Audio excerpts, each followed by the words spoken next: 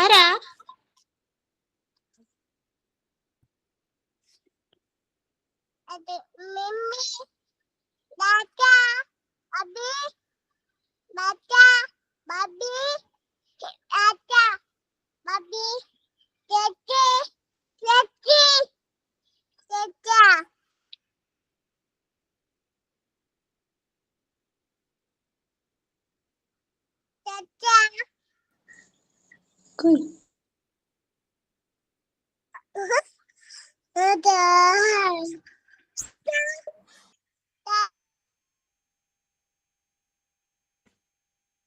Good afternoon.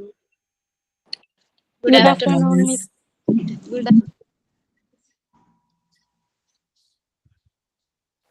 Good afternoon, ma'am. Good afternoon.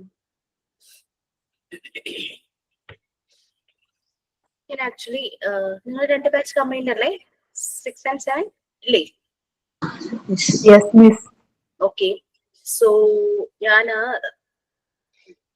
മിക്കവാറും ഞാൻ ചെയ്യാറ് ഒരു നൈറ്റ് സെഷൻ ആയിരുന്നു എടുക്കാറ്, പക്ഷെ ഇന്നിപ്പം എടുക്കേണ്ട വന്നു. എനിവേ നമ്മളൊരു നൈറ്റ് സെഷനും കൂടെ മീറ്റ് ചെയ്യും ഫോർ പ്രാക്ടിക്കൽസ്. ഓക്കെ. കൂടാതെ മെയിൻ എക്സാമിന് മുമ്പ് തിയറി സെഷന് വേണ്ടിയിട്ട് ഒരു സെഷനും കൂടെ മീറ്റ് ചെയ്യും. 2 നൈറ്റ് സെഷൻ നിങ്ങൾക്ക് ഇനി ഉണ്ടാകും. സോ പ്രാക്ടിക്കൽസിനെ പറ്റി കുറച്ച് കാര്യങ്ങൾ പറയാൻ വേണ്ടിയിട്ടാണ്. കുറെയൊക്കെ ടീച്ചേഴ്സ് നിങ്ങൾക്ക് ഡെമോ ഒക്കെ തന്നിട്ടുണ്ട് അല്ലേ? Yes, miss. ഓക്കെ. നമുക്ക് before that prayer. Yes, miss.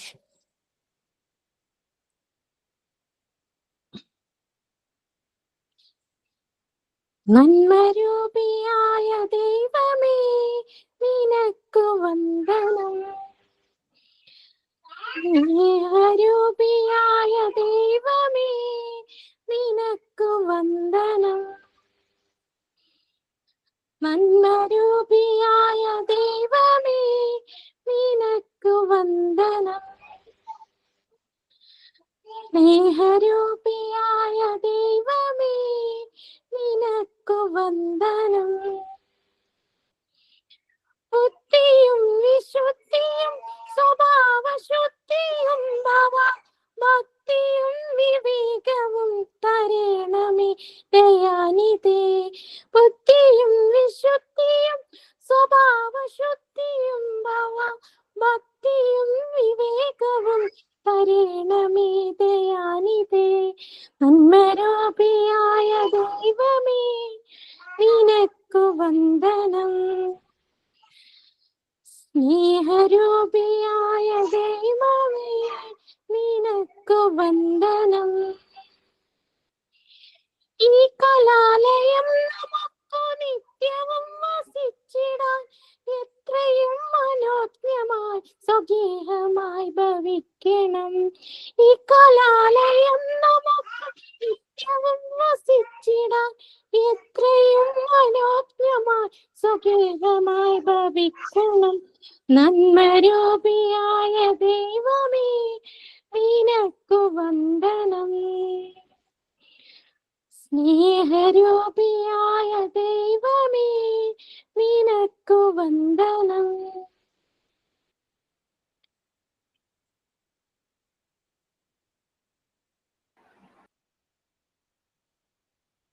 Okay. ഇനി എന്തെങ്കിലും ഷെയർ ചെയ്യാനുണ്ടോ?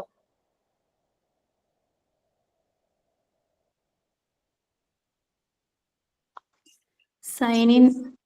യെസ്. ഒരു ആക്ഷൻ സോങ് ആണ് 5 സെൻസിന്റെ. The eyes that I have used to see, used to see, used to see. The eyes that I have used to see, see everything. The ears that I have used to hear, used to hear, used to hear. The ears that I have used to hear, hear everything. The tongue that I have used to taste, used to taste, used to taste. The tongue that I have used to taste, taste everything. The nose that I have used to smell, used to smell, used to smell. The nose that I have used to smell, smell everything. The hands that I have used to touch, used to touch, used to touch. The hands that I have used to touch, touch everything. Thank you, Miss. Very nice.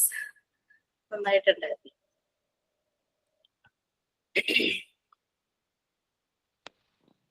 Okay. Thought of the day. Yes, please. Learning gives creativity. Creativity leads to thinking.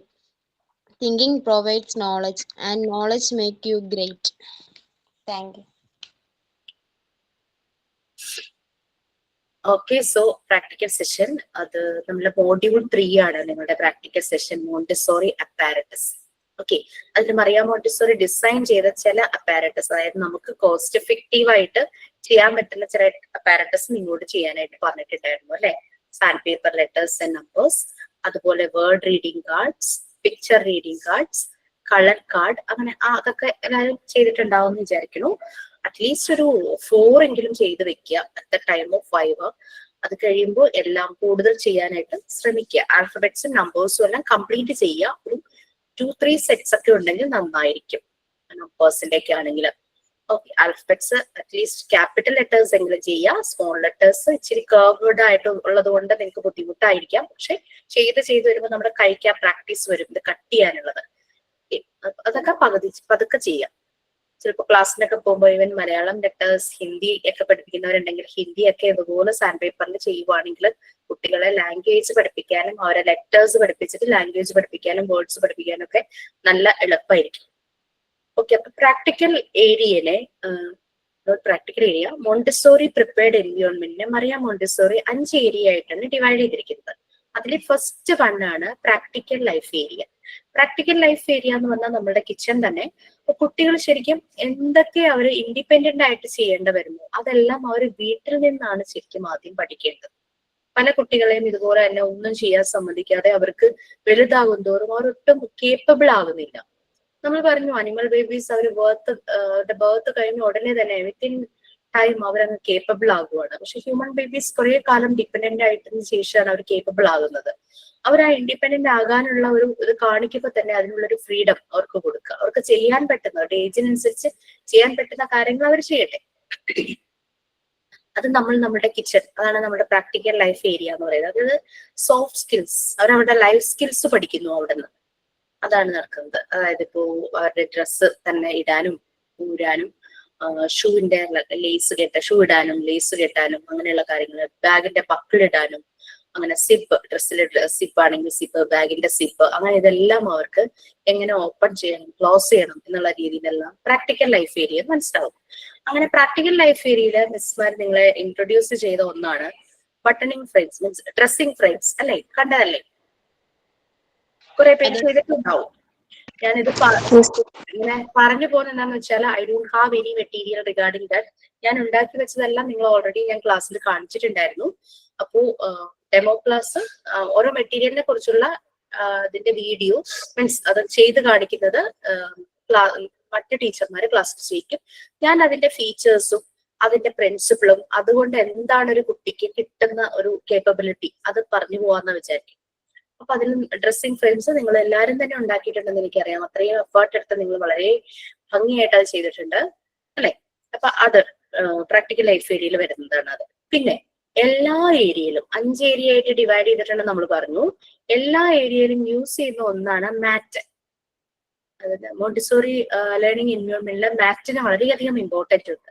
ആ ഒരു learning environment Montessori സ്കൂളിൽ ചെന്ന് കഴിഞ്ഞാൽ നമുക്ക് കാണാൻ പറ്റും. അവിടെ ആയിട്ട് ഈ മാറ്റ് ഇങ്ങനെ റോൾ ചെയ്ത് വെച്ചിട്ടുണ്ടാവും. ഓക്കെ, മാറ്റ് പ്രാക്ടിക്കൽ ലൈഫ് ഏരിയയില് നാപ്കിൻസ് ഫോൾഡ് ചെയ്ത് വെച്ചിട്ടുണ്ടാവും. ഓക്കെ, അപ്പം ഈ മാറ്റ് ഒരു കുട്ടി ഒരു ആക്ടിവിറ്റി ചെയ്യാൻ മെറ്റീരിയൽസ് ചൂസ് ചെയ്യുന്നതിന് മുമ്പ് തന്നെ പോയിട്ട് ഈ മാറ്റ് എടുത്തുകൊണ്ട് വരും. റോൾ ചെയ്ത് വെച്ചിട്ടുള്ള മാറ്റ് ആയിരിക്കും കുട്ടി കൊണ്ടുവന്ന് അത് അൺറോൾ ചെയ്യും. അപ്പൊ നമുക്ക് കാണാം കുട്ടികൾ അവരുടെ 3 ഫിംഗേഴ്സ് യൂസ് ചെയ്തിട്ട് എൻറോൾ ചെയ്യും, ചിലപ്പോൾ ഫുൾ ഫിംഗേഴ്സ് യൂസ് ചെയ്യും, അവരുടെ കൊച്ചു കൈകളാണല്ലോ. ഇവരുടെ നമുക്ക് വേണ്ടത് അവരുടെ ചെറിയ മസിൽസിന്റെ ഡെവലപ്മെന്റ് ആണ്. ഈ ചെറിയ മസിൽസ് അവരുടെ ഫിംഗേഴ്സിലുള്ള ആ ചെറിയ മസിൽസിന്റെ ഡെവലപ്മെന്റ് നമുക്ക് ആവശ്യം. അപ്പൊ അതിനു വേണ്ടിയിട്ട് ആണ് ഓരോ മെറ്റീരിയൽസും മറിയാം മോണ്ടിസോറി വളരെ ശ്രദ്ധിച്ച് ഡിസൈൻ ചെയ്തേക്കണേ. അപ്പൊ മാറ്റും അതിലൊരു മെറ്റീരിയൽ തന്നെയാണ് പ്രാക്ടിക്കൽ ലൈഫ് ഏരിയ. മാറ്റ് ഇവര് അൺറോൾ ചെയ്തതിന് ശേഷമാണ് ഏത് ആക്ടിവിറ്റി ആണോ ചെയ്യേണ്ടത് ആ മെറ്റീരിയൽ കൊണ്ടുവന്ന് ഇവര് മാറ്റിന്റെ മുകളിൽ വെച്ചിട്ടാണ് ചെയ്യുന്നത്. അപ്പൊ ഈ ഉരുണ്ട ഷേപ്പിലുള്ള മെറ്റീരിയൽസ് ഒക്കെ ആവുമ്പോൾ അതങ്ങ് റോൾ ചെയ്ത് പോവില്ല. മാറ്റ് എന്ന് പറയുമ്പോൾ ഒരു റഫ് ആയിട്ടുള്ള ഒരു സർഫസ് ആണല്ലോ, അതിലവിടെ ഇരുന്നോളൂ. അത് മാത്രമല്ല അത് നാശമായി പോവില്ല. മറ്റേത് അത് പെട്ടെന്ന് അതിന്റെ ഒരു തേഞ്ഞു പോകും. നമ്മൾ ഫ്ലോറിലൊക്കെ വെച്ച് കഴിയുമ്പോൾ അത് കുറച്ചൊന്ന് ഡാമേജ് ആകാനുള്ള ചാൻസസ് ഉണ്ട്. അതുകൊണ്ട് മാറ്റിന് വളരെയധികം ഇമ്പോർട്ടന്റ് ഉണ്ട്. അത് മാത്രമല്ല ആ വിത്തിൻ ആ ലിമിറ്റഡ് ഒരു ഏരിയയിൽ ഇരുന്ന് കുട്ടി കാര്യങ്ങൾ ചെയ്യും. തൊട്ടടുത്തുള്ള ആൾക്കും ഡിസ്റ്റർബൻസ് വരില്ല. ആ അടുത്തുള്ള കുട്ടിയും ഇതുപോലെ തന്നെ മാറ്റ് വെച്ചിട്ടായിരിക്കും ചെയ്യുന്നത്. ഓടി നടന്നൊന്നും ചെയ്യില്ല. മെറ്റീരിയൽസ് അവിടെ മുഴുവൻ വീണ് കിടക്കില്ല. ഇത് ആക്ടിവിറ്റി കഴിയുമ്പോൾ മെറ്റീരിയൽസ് ഒന്നും മിസ്സാകാതെ മുഴുവനും അവിടെ തന്നെ ഉണ്ടാവും. അതാണ് മാറ്റിന് ഇത്രയും ഇമ്പോർട്ടൻസ് വന്നിരിക്കുന്നത്. നെക്സ്റ്റ് അപ്പോൾ പ്രാക്ടിക്കൽ ലൈഫ് ഏരിയയിൽ ഇങ്ങനെയുള്ള കാര്യങ്ങൾ അവിടെ എന്താ പറയാ, നമ്മൾ പറഞ്ഞില്ലേ ജഗ്ഗില് വെള്ളം നിറയ്ക്കുന്നു, അതുപോലെ തന്നെ പൾസസ്, അങ്ങനെയുള്ള പല കാര്യങ്ങളും കണ്ടെയ്നറിൽ ഫില്ല് ചെയ്യാനായിട്ട് ഇരിക്കുന്നു. പിന്നെ അവിടെ നൈഫ് പ്രൊവൈഡ് ചെയ്തിട്ടുണ്ടാവും, ഫ്രൂട്ട്സ് കട്ട് ചെയ്യാൻ, വെജിറ്റബിൾസ് കട്ട് ചെയ്യാൻ, ലെമണേഡ് ഉണ്ടാക്കാൻ, പിന്നെ അതുപോലെ ഷുഗർ, സോൾട്ട് എല്ലാം ഉണ്ടാവും. അപ്പൊ എല്ലാം ടേസ്റ്റ് ചെയ്യാനായിട്ട് പറ്റും. ലൈം ജ്യൂസ് ഉണ്ടാക്കാനും, ചിലയിടത്ത് മൈക്രോവേവ് ഓവൻ ഉണ്ടാവും, കുട്ടികളെ കുക്കീസ് ഉണ്ടാക്കാനായിട്ട് പഠിപ്പിക്കും. അങ്ങനെ എല്ലാ കാര്യങ്ങളും. പിന്നെ പ്ലേറ്റ്സ് ഒക്കെ വാഷ് ചെയ്ത് അവിടെയൊക്കെ ക്ലീൻ ചെയ്യാനായിട്ട് വേണ്ടത് മോപ്പ് എല്ലാം അവിടെ ഉണ്ടാവും. ഇതെല്ലാം കുട്ടികൾ ചെയ്യും. അതാണ് ജപ്പാനിലൊക്കെ ശരിക്കും ആ മോണ്ടിസോറി ക്ലാസ് റൂം ക്ലീൻ ചെയ്യുന്നതും കുട്ടികൾ കുക്ക് ചെയ്യും ഒക്കെ ചെയ്യുന്നുണ്ട്. നമ്മുടെ ഇവിടെ അതൊക്കെ ചെയ്ത് കഴിഞ്ഞാല് കുട്ടികളെ കൊണ്ട് പണിയെടുപ്പിക്കുന്നു എന്നാണ് പറയപ്പെടുക. ഓക്കെ, കുട്ടികൾ കേപ്പബിൾ ആകുന്നു അവരുടെ ആ ചൈൽഡ്ഹുഡിൽ തന്നെ. അന്ന് ശീലിക്കുന്ന കാര്യങ്ങൾ തന്നെയായിരിക്കും അവർ വലുതാവുമ്പോഴും ആകുന്നത്. ഇതൊക്കെ നമ്മൾ പഠിച്ചിട്ടുണ്ട് അല്ലെ, തിയറി പാർട്ടില് മോണ്ടിസോറി മെത്തേഡ്സിൽ നമ്മൾ പഠിച്ചു. ഇനി പ്രാക്ടിക്കൽ ലൈഫ് ഏരിയ കഴിഞ്ഞു കഴിഞ്ഞാൽ കുട്ടികൾക്ക് വരുന്നത് മാത്തമാറ്റിക്കൽ ഏരിയ ഉണ്ട്, അതുകൂടാതെ സെൻസോറിയൽ ഏരിയ ഉണ്ട്, പിന്നെ ലാംഗ്വേജ് ഏരിയ ഉണ്ട്, അതുപോലെ തന്നെ science, geography and other cultural area. ഇങ്ങനെയാണ് 5 ഏരിയാസ് വരുന്നത്. നമ്മൾ ലാംഗ്വേജ് ഏരിയ നോക്കുവാണെങ്കിൽ ലാംഗ്വേജ് ഏരിയയിൽ ഇപ്പം മെയിൻലി നമ്മൾ കുട്ടികളെ ഇംഗ്ലീഷും ഹിന്ദി, മീൻസ് ഹിന്ദി അല്ല, ഇംഗ്ലീഷ് ലാംഗ്വേജ് അതാണ് നമ്മൾ പഠിപ്പിക്കുന്നത് അല്ലെ. ലാംഗ്വേജ് ഏരിയയിൽ കുട്ടികൾക്ക് കിട്ടേണ്ട 2 കാര്യങ്ങൾ റീഡിങ്ങും റൈറ്റിങ്ങും ആണ്. അവിടെ നിർബന്ധപൂർവ്വം അവരെ എഴുതിപ്പിക്കുകയോ അവരെ വായിപ്പിക്കുകയോ അല്ല ചെയ്യുന്നത്. അത് മറിയം മോണ്ടിസോറി പറയുന്നത് അത് രണ്ടും എക്സ്പ്ലോഷൻ ആണ്, സ്പോണ്ടേനിയസ് ആയിട്ട് വരുന്ന 2 ആക്ഷൻസ് ആണ് റീഡിങ് ആൻഡ് റൈറ്റിംഗ്.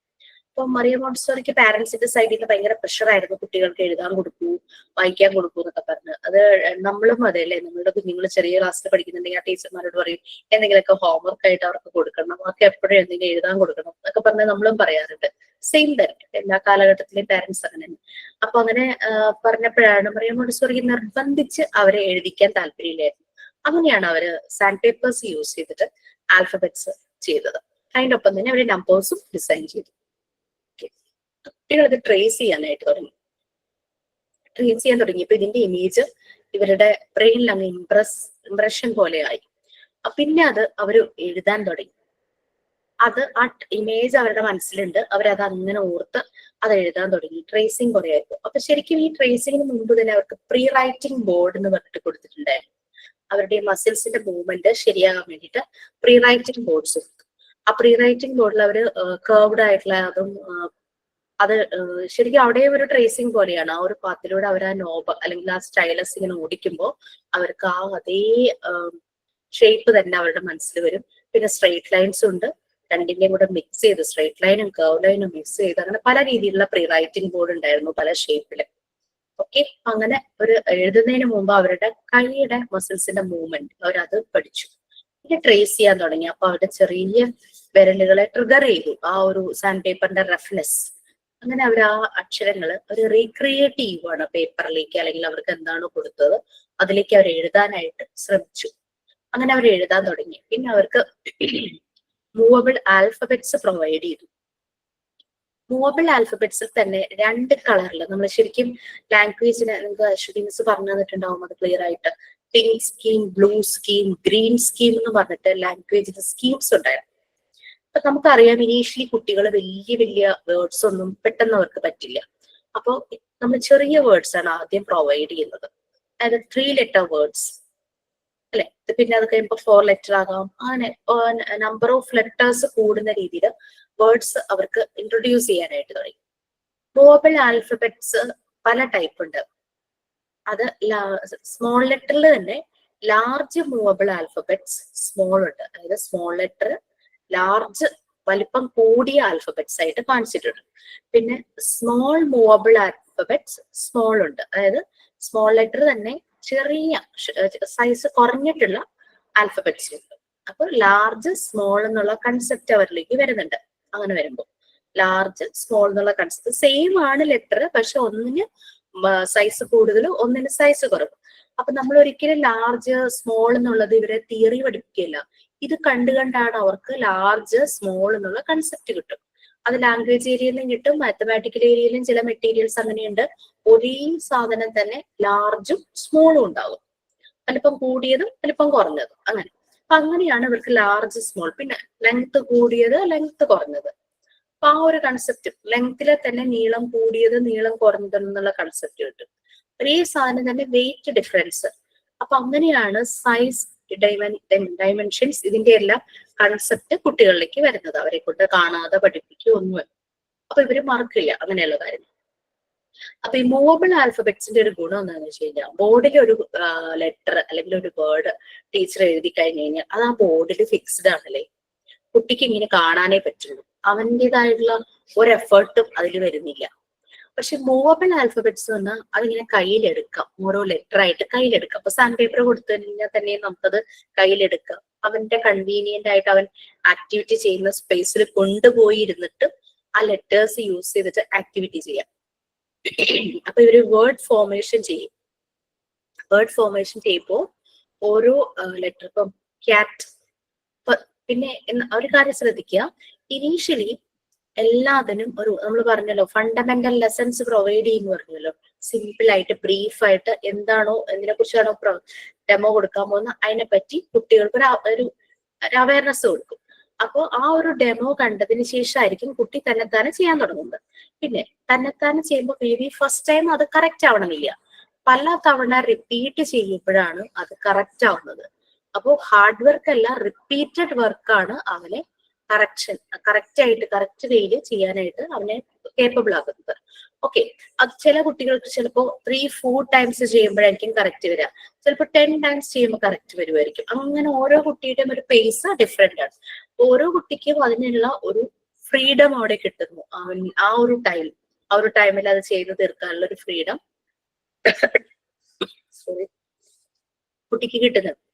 അപ്പൊ ഓക്കെ, അപ്പൊ അങ്ങനെ അവൻ ഈ മൂവബിൾ ലെറ്റേഴ്സ് വെച്ചിട്ട് ചെറിയ ചെറിയ വേർഡ്സ് ക്രിയേറ്റ് ചെയ്യും. പിന്നെ ഈ മൂവബിൾ ലെറ്റേഴ്സിന്റെ ഒരു പ്രത്യേകത 2 കളറിലാണ്. ആൽഫബറ്റ്സിനെ 2ആയിട്ട് ഡിവൈഡ് ചെയ്തിട്ടുണ്ടല്ലോ, ഏതൊക്കെയാത്? വവ്വൽസും കൺസോണൻസും. കൺസണൻസ്. നമ്മൾ പഠിക്കുന്ന സമയത്ത് നമുക്ക് എങ്ങനെയായിരുന്നു, നമ്മൾ എങ്ങനെയായിരുന്നു ഇത് പഠിപ്പിച്ചിരുന്നത്?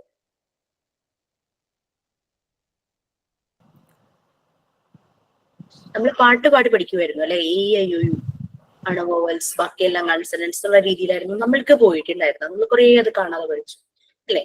അതേസമയം ഇവിടെ എന്താന്ന് വെച്ച് കഴിഞ്ഞാല് 2 കളർ തീമാണ് കൊടുത്തിരിക്കുന്നത് ഈ മൂവബിൾ ആൽഫബറ്റ്സിൽ തന്നെ വോവൽസ് മാത്രം ഒരു കളറ്, കൺസണൻസ് വേറൊരു കളർ. ഇത് നമ്മൾ അവർക്ക് ഇൻട്രൊഡ്യൂസ് ചെയ്യുന്നില്ല. അതിന് പകരം ഇവിടെ വേർഡ് ക്രിയേഷൻ, വേർഡ് ഫോർമേഷൻ അവർ ചെയ്യുമ്പോൾ ക്യാറ്റ്, അപ്പൊ അവർ C എടുക്കുന്നു, A എടുക്കുന്നു, T, അങ്ങനെ വെച്ച് ഒരു വേർഡ് ആദ്യം ക്രിയേറ്റ് ചെയ്യുന്നു. നെക്സ്റ്റ് ബോയ്, BOY, അങ്ങനെ ചെയ്യില്ല. അങ്ങനെ നോക്കുമ്പോ കുട്ടി നോക്കുമ്പോ ഈ ക്യാറ്റിനുള്ളതില് Cയും Tയും ഒരു കളറ്, A എന്ന് പറയുന്നത് വേറൊരു കളർ കാണും. അടുത്ത വേർഡ് വെക്കുമ്പോഴും ഇതുപോലെ തന്നെ ചില ലെറ്റേഴ്സ് മാത്രം ഒരേ കളറില്, ചിലത് മാത്രം വേറൊരു കളറില്. കുട്ടിയിലേക്ക് ഈ ഒരു കൺസെപ്റ്റ് വവൽസ് അതുപോലെ തന്നെ കൺസണൻസ്, ഇതിന്റെ കൺസെപ്റ്റ് കളർ തീമിലൂടെയാണ് കിട്ടുന്നത്. മനസ്സിലായോ? അവിടെ അവൻ കാണാതെ പഠിക്കുകയില്ല. അവൻ ഓരോരോ വേർഡ് ക്രിയേറ്റ് ചെയ്യുമ്പോൾ കളർ വരുന്നത് മനസ്സിലാക്കിയിട്ട് നമ്മുടെ ഉള്ളതിൽ ബ്ലൂവും ശരിക്കും പിങ്ക് ആണ്, ശരിക്കും പറഞ്ഞ ഒരു റെഡിഷ് പിങ്ക് ആണ് ശരിക്കും വരുന്നത്. അങ്ങനെ ബ്ലൂവിന്റെ കോമ്പിനേഷൻ ആയിട്ടാണ് ആൽഫബറ്റ്സ് കാണുന്നത്. നമ്മുടെ ആൽഫബറ്റ്സിന്റെ മൂവബിൾ ആൽഫബറ്റ്സിന്റെ ഒരു ബോക്സ് ഉണ്ട്, അതിൽ കുറെ കമ്പാർട്ട്മെന്റ്സ് ഉണ്ട്. അതിൽ തന്നെ ഓരോ ലെറ്ററും 10 വീതം ഉണ്ട്. അപ്പൊ എ എന്നുള്ളതാണെങ്കിൽ 10 A's കാണും. ഇതുപോലെ അങ്ങനെയാണ് ലാംഗ്വേജ് ഏരിയയിൽ. അപ്പൊ ഇവര് ആദ്യം എഴുതിയതിനു ശേഷമാണ് ഇവർക്ക് റീഡിങ് വരുന്നത്. അങ്ങനെ അവര് കുറെ എഴുതാൻ തുടങ്ങുന്നു, പിന്നെ സെന്റൻസ് ആയിട്ട് എഴുതാൻ തുടങ്ങുന്നു. 3 ലെറ്ററിന് പകരം 4 ലെറ്റർ വേർഡ്സ് ഉണ്ടാകുന്നു. അങ്ങനെ സെന്റൻസ് ആയിട്ട് എഴുതാൻ തുടങ്ങും.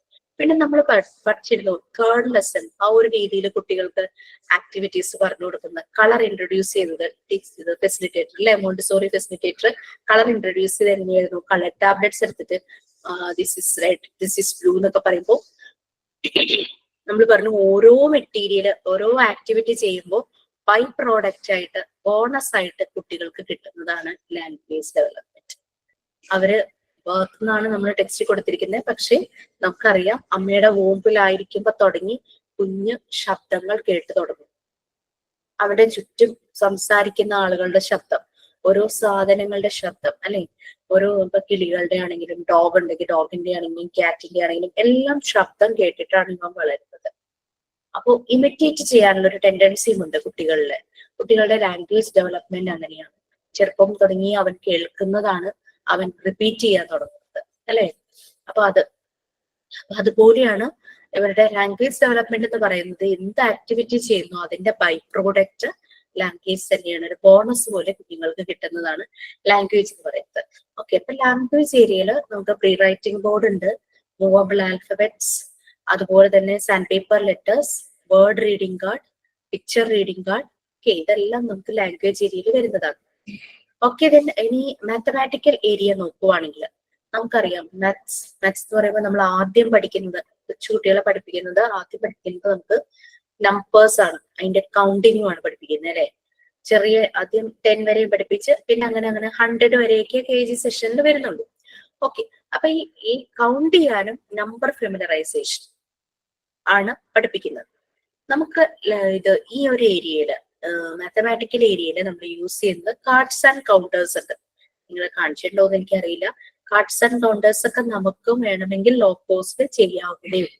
ഈ കാർഡ്സ് ആൻഡ് കൗണ്ടേഴ്സിൽ ഞങ്ങൾ പഠിക്കുന്ന സമയത്ത് കാർഡ്സ് ഒരു ചെറിയൊരു വൈറ്റ് ബേസിൽ ബ്ലാക്ക് വെച്ചിട്ട്, ബാക്ക്ഗ്രൗണ്ട് വൈറ്റ് ആയിരിക്കും, ബ്ലാക്ക് വെച്ചിട്ട് നമ്പേഴ്സ് ഇങ്ങനെ മാർക്ക് ചെയ്തിട്ടുള്ളതാണ്. 1 2 3 4 5 അങ്ങനെ നമ്പേഴ്സ് മാർക്ക് ചെയ്തിട്ടുണ്ട്. ഇത് ആണ് കാർഡ്സ്. ഞങ്ങളുടെ സമയത്ത് കൗണ്ടേഴ്സ് എന്ന് പറയുന്നത് റെഡ് കളറിലുള്ള കോയിൻ ഷേപ്പിലുള്ള ഈ നമ്മള് പലയിടത്തും ടോക്കൺ ഒക്കെ കിട്ടില്ലേ, നമ്മുടെ 5 റുപ്പി കോയിന്റെ ഒക്കെ അത്രയും വലിപ്പം വരുന്ന രീതിയിലുള്ള കോയിൻസ് ആയിരുന്നു, വുഡൻ കോയിൻസ് ആയിരുന്നു. ഓക്കെ, അപ്പൊ ഞങ്ങൾ ആ സമയത്ത് കൗണ്ട് ചെയ്യുന്ന വുഡൻ കോയിൻസ് വെച്ചായിരുന്നു. പക്ഷെ ഇപ്പൊ നമുക്ക് ഓരോ വർഷം അപ്ഡേറ്റഡ് ആകുന്നുണ്ട് പല മെറ്റീരിയൽസും. പക്ഷെ പ്രിൻസിപ്പിൾ സെയിം തന്നെ, പ്രിൻസിപ്പിളും ഫീച്ചേഴ്സും എല്ലാം സെയിം തന്നെ, ചെറിയ രീതിയിൽ അപ്ഡേറ്റഡ് ആകുന്നുണ്ട്. ഇപ്രാവശ്യം വന്നിരിക്കുന്ന കാർഡ്സ് ആൻഡ് കൗണ്ടേഴ്സ് പറഞ്ഞു കഴിഞ്ഞാൽ കാർഡ്സ് സെയിം തന്നെ, ഇങ്ങനെ വൈറ്റ് ബാക്ക്ഗ്രൗണ്ടില് നമ്പർ ബ്ലാക്ക് കൊണ്ട് എഴുതിയിട്ടുള്ളത്. മറ്റേ കൗണ്ടർ ചേഞ്ച് ചെയ്തു, നല്ല വുഡിലുള്ള ബെൽ ഷേപ്പ് ആയിരുന്നു. അപ്പൊ ആ ബെൽ എന്ന് പറയുമ്പോൾ മുകളിലൊരു നോബ് പോലെ ഉണ്ടാവും. അപ്പൊ കുഞ്ഞുങ്ങൾ അവരുടെ 3 വിരൽ വെച്ച് അതിലിങ്ങനെ നല്ലപോലെ പ്രഷർ ചെയ്ത് പിടിക്കും. അപ്പൊ പിന്നെ അവരുടെ കൊച്ചു വിരൽ വെച്ചിട്ട് അവരുടെ ഈ മസിൽസ് നല്ലപോലെ ഡെവലപ്പ് ആകും. മേ ബി അതിന് വേണ്ടിയിട്ടായിരിക്കാം ആ ഒരു ഷേപ്പ് ഇൻട്രൊഡ്യൂസ് ചെയ്തിരിക്കുന്നത്. അപ്പൊ കൗണ്ട് ചെയ്ത് അവർ വെക്കുന്നത്. കൂടാതെ നമുക്ക് ബീഡ് സ്ട്രിങ് ഉണ്ട് ഇതില്. കൗണ്ടിങ് എളുപ്പമാക്കാൻ ബീഡ് സ്ട്രിങ്, അത് നിങ്ങൾ ചെയ്തിട്ടുണ്ട് അല്ലെ. ബീഡ് സ്ട്രിങ് മോണ്ടിസോറി വളരെ പല കളർഫുൾ ആയിട്ടുള്ള ബീഡ്സ് വെച്ചിട്ട് ചെയ്തിട്ടുണ്ട്. ഗോൾഡൻ ബീഡ് വളരെ ഇമ്പോർട്ടന്റ് ആണ് മോണ്ടിസോറി മെറ്റീരിയലിന്റെ. ഈ ബീഡ് തന്നെ പല രീതിയിൽ യൂസ് ചെയ്തിട്ടുണ്ട്. അതായത് ഇപ്പൊ 1 തുടങ്ങി 10 വരെ ബീഡ് സ്ട്രിങ് ഉണ്ട്, അത് 10 വീതമുണ്ട്. അപ്പൊ നമുക്ക് 10 കമ്പാർട്ട്മെന്റ് ഉള്ള ഒരു ബോക്സ് ഉണ്ട്. ഇതിൽ ഓരോ കമ്പാർട്ട്മെന്റിലും 1ന്റെ 10, 2ന്റെ 10, അങ്ങനെ 10 വരെയുള്ളതിന്റെ 10 നമ്പേഴ്സ് നമുക്ക് അറേഞ്ച് ചെയ്ത് വെക്കാം. ഈ കമ്പാർട്ട്മെന്റിന്റെ മുകളിലത്തെ റോയില് കമ്പാർട്ട്മെന്റിന്റെ ആ ഒരു വീതി സ്പേസ് എന്ന് പറയുന്നത് കുറവായിരിക്കും. താഴേക്ക് വരുന്ന ഒരു സ്പേസിന് നീളം കൂടി വരും കമ്പാർട്ട്മെന്റ്. നിങ്ങൾക്ക് കാണുമ്പോൾ മനസ്സിലാവും. ഓക്കെ, ബീഡ് സ്ട്രിങ് നമുക്ക് ഉണ്ടാക്കാനായിട്ട് പറ്റിയിട്ടുണ്ട്. ഈ ബീഡ്സ് നമുക്ക് കൗണ്ടിങ് ചെയ്യാനായിട്ട് നമ്മളെ നോക്കിയെടുക്കാം. അതുപോലെ തന്നെ അഡീഷൻ അതിന് യൂസ് ചെയ്യാം, മൾട്ടിപ്ലിക്കേഷനും ബീഡ് സ്ട്രിങ് നമുക്ക് യൂസ് ചെയ്യാം. അതെങ്ങനെയാന്ന് ടീച്ചേഴ്സ് ഒരുപക്ഷെ കാണിച്ചിട്ടുണ്ടാകണം. ഇനി നമുക്കറിയാം ഇത് സേഫ് ആണ് ബീഡ് സ്ട്രിങ്. അതേസമയം ലൂസ് ബീഡ് ആണെങ്കിൽ നമ്മൾ ഒത്തിരി കെയർ ചെയ്യണം. ചെറിയ കാര്യങ്ങളാവുമ്പോൾ ഈ കുട്ടികൾ പെട്ടെന്നാണ് അവരുടെ ആക്ഷൻ. അവർ ചിലപ്പോൾ വായിലിടും. ഒരു കളർഫുൾ ആയിട്ടുള്ള ബീഡാണല്ലോ, അവരത് വായിലിടും, മൂക്കിലിടാനുള്ള ചാൻസ് ഉണ്ട്, ചെവിയിൽ പോവാം, അങ്ങനെ ചിലപ്പോൾ അപകടങ്ങൾ സംഭവിക്കാം. അതുകൊണ്ട് ലൂസ് ബീഡ്സ് കൂടുതലും കുട്ടികൾക്ക് അങ്ങനെ അധികം കൊടുക്കാതിരിക്കുക, ചെറിയ കുട്ടികൾക്ക് പ്രത്യേകിച്ച്. അപ്പൊ ബീഡ് സ്ട്രിങ് വെച്ച് ആഡ് ചെയ്യാൻ നേരത്ത് നമ്മൾ ശ്രദ്ധിക്കേണ്ട ഒരു കാര്യം, ആഡ് ചെയ്യുമ്പോൾ നമുക്ക് സിമ്പിൾസ് വേണം അല്ലെ കാണിക്കാനായിട്ട്. പ്ലസ് എന്നുള്ള സിമ്പിളും വേണം, ഈക്വൽ എന്നുള്ള സിമ്പിളും വേണം. രണ്ട് നമ്പേഴ്സ് ആഡ് ചെയ്യണം. 5+3 ആഡ് ചെയ്യണം. കുട്ടിയോട് പറയുക 5 എന്ന് പറയുമ്പോഴേക്കും കുട്ടി വേഗം സ്ട്രിങ്ങില് 5 വരക്കുക, കൗണ്ട് ചെയ്തിട്ട് 5 ഉള്ള ആ ഒരു സ്ട്രിങ് എടുക്കും. അതിനെ നേരെ ഇങ്ങനെ പ്ലേസ് ചെയ്യാം. പ്ലസ് എന്നുള്ള സിമ്പിൾ അത് നമ്മളൊരു വൈറ്റ് ബാക്ക്ഗ്രൗണ്ടിൽ ബ്ലാക്ക് അങ്ങനെ തന്നെയാണ്. അപ്പൊ നിങ്ങൾ ചെയ്യുമ്പോൾ എപ്പോഴും അത് നന്നായിരിക്കാനായിട്ട് ഏറ്റവും ശ്രദ്ധിക്കേണ്ട ഒരു കാര്യം എന്താണെന്ന് വെച്ചാൽ, ചാർട്ട് പേപ്പർ വൈറ്റ് ആണെങ്കിൽ നന്നായിരിക്കും. ചാർട്ട് പേപ്പർ ഒരു ചെറിയൊരു സൈസില് ഏകദേശം ഒരു ഇതൊന്നും ഇത്രയൊക്കെ വരുവാണെങ്കിൽ നന്നായിരിക്കും. ഇത്രയും ഒരു വീതിയും ഇത്രയും ഉണ്ടെങ്കിൽ നല്ലതായിരിക്കും. ഒത്തിരി അങ്ങ് ചെറുതായി പോവാതെ അത്രയും ഒന്ന് കട്ട് ചെയ്തതിനു ശേഷം, നമുക്ക് വീട്ടില് പല സാധനങ്ങൾ വാങ്ങുമ്പോൾ കാർഡ്ബോർഡ് പീസസ് ഒക്കെ കിട്ടുമല്ലോ, അത് ഈ ചാർട്ട് പേപ്പറിന്റെ ബാക്കിൽ സെക്യൂർ ആയിട്ടൊന്ന് ഒട്ടിച്ചു വെക്കുക. എന്നിട്ട് മാർക്കർ പെൻ വെച്ചിട്ട് ബ്ലാക്ക് മാർക്ക് ചെയ്യാം. പ്ലസ് എന്നുള്ള സൈൻ, ഈക്വൽ ടു എന്നുള്ള സൈൻ മാർക്ക് ചെയ്തിട്ട് ഇതിന്റെ മുകളില് ട്രാൻസ്പെറന്റ് ആയിട്ടുള്ള സെലോ ടേപ്പ് ഉണ്ടല്ലോ, മാസ്കിംഗ് ടേപ്പ് ഒന്നുമല്ല, ആ ട്രാൻസ്പെറന്റ് ആയിട്ടുള്ള ടേപ്പ് ഒട്ടിച്ചു വെക്കുക. ഒട്ടിച്ച് ബാക്ക് സൈഡിലേക്ക് ആക്കി അതിനെ നല്ലപോലെ സെക്യൂർ ചെയ്ത് വെക്കുക. അപ്പൊ നമുക്ക് വെള്ളം വീണ് നശാവോ അങ്ങനത്തെ കാര്യങ്ങളൊന്നും ഉണ്ടാവില്ല. അങ്ങനെ ചെയ്യാം. അതുപോലെ ഈക്വൽ ടൂം അങ്ങനെ ചെയ്യാം. എന്നിട്ട് 5 വെച്ചു, പ്ലസ് എന്നുള്ള സിമ്പിൾ പറയുന്ന മനസ്സിലാവും. കാണിച്ചു തരാൻ പറ്റാത്ത കാരണമുള്ള ഒരു പ്രശ്നമേ ഉള്ളൂ. പറയുമ്പോൾ എത്രത്തോളം അത് മനസ്സിലാവണമെന്ന് അറിയില്ല. വിഷ്വൽ ഇമ്പാക്റ്റ് ആണ് കൂടുതലും. ഓക്കെ, 5 വെച്ചു, ദെൻ പ്ലസ്, ദെൻ 3. 3യുടെ കൗണ്ട് നോക്കി 3 എന്നുള്ള സ്ട്രിങ് എടുക്കുക. 3 വയ്ക്കുക, 3 പ്ലേസ് ചെയ്യാം. ഇനി ഈക്വൽ ടു, കുട്ടി തന്നെ അത് ചെയ്തോളും. ഈക്വൽ ടു ചെയ്യുന്നു. എന്നിട്ട് കുട്ടിയെ കൊണ്ട് 8 എന്നുള്ള ആൻസർ എത്തിക്കണമല്ലോ, നമ്മൾ പറഞ്ഞു കൊടുക്കുകയല്ല. അപ്പൊ അവൻ എന്താ ചെയ്യുന്ന വെച്ചാൽ 5 എന്നുള്ള ആദ്യ സ്ട്രിങ് അല്ലേ, 1 2 3 നമ്മൾ ഫസ്റ്റ് നമ്മളൊരു ഡെമോ കൊടുക്കുന്നുണ്ട്. 1 2 3 4 5 എന്ന് കൗണ്ട് ചെയ്തിട്ട് പ്ലസ് 3 വെച്ചതിലേക്ക് 6 7 8 എന്ന് കണ്ടിന്യൂസ് കൗണ്ടിങ് പോകണം. അപ്പൊ ഈ രണ്ടും കൂടെ ചേർന്നപ്പോ കിട്ടിയ കൗണ്ട് എത്രയാണ് അവനോട് ചോദിക്കണം. That is 8. അപ്പൊ 8 വരുന്ന ബീഡ് സ്ട്രിങ് എടുക്കുക. നിങ്ങൾക്ക് സംശയം തോന്നും, 10 വരെയുള്ള ബീഡ് സ്ട്രിങ് അല്ലേ ഉള്ളൂ, 7 + 8 ചെയ്താൽ നമുക്ക് 15 കിട്ടുമല്ലോ, അപ്പൊ എന്ത് ചെയ്യുന്നുള്ളൊരു ക്വസ്റ്റ്യൻ വരും അല്ലെ. നമുക്ക് കോമ്പിനേഷൻ വെക്കാം.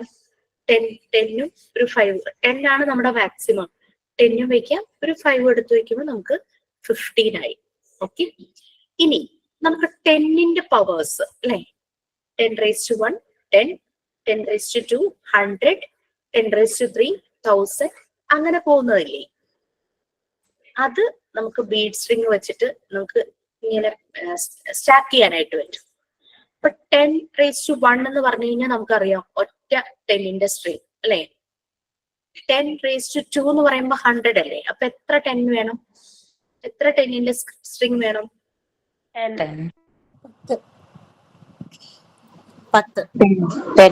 സ്ട്രിങ്സ് വേണം അല്ലെ. അപ്പൊ നമുക്ക് ഇങ്ങനെ പാരലൽ ആയിട്ട് മുകളിൽ ഒരെണ്ണം അങ്ങനെ ഇങ്ങനെ 10 വെക്കാം. അപ്പൊ ഇങ്ങനെ ഒരുമിച്ച് 10 എണ്ണം ഇങ്ങനെ ഫ്ലാറ്റ് ആക്കി നമുക്ക് വെക്കാനായിട്ട് പറ്റും. 100 ആയി.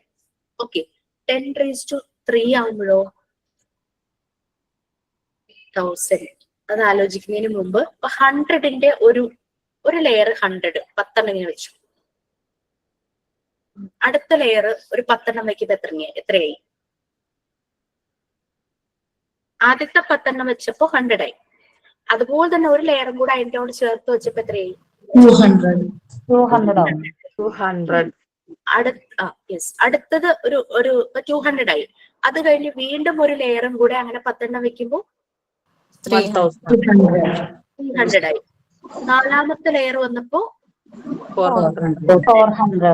അതില് 500, 600, 7th റോയില് 700, അങ്ങനെ 800, 900, 10ാമത്തെ ആവുമ്പോ ഒരു 100ഉം കൂടെ വെക്കുമ്പോ 1000 ആയി അല്ലെ. ഇതിനെ നമ്മൾ ഇങ്ങനെ സ്റ്റാർട്ട് ചെയ്ത് വെച്ചപ്പോഴേക്കും നമുക്കൊരു ക്യൂബ് ഷേപ്പ് വന്നു. മനസ്സിലൊന്ന് ഇമാജിൻ ചെയ്തേ. നമുക്ക് അവസാനം ഇല്ല, റെക്കോർഡിലുണ്ട്, ഞാൻ കാണിച്ചു തരാം. ഒരു മിനിറ്റ്.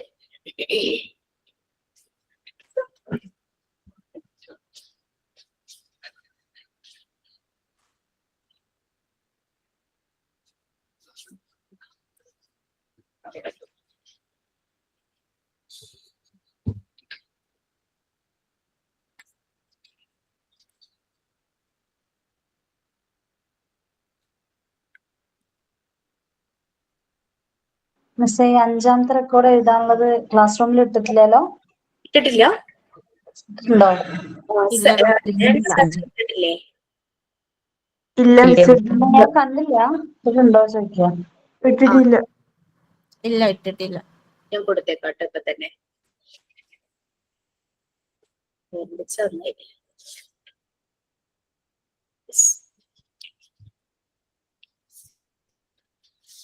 നടുക്ക് കാണുന്ന പിക്ചർ നിങ്ങൾക്ക് ക്ലിയർ ആയിട്ട് കാണാമോ?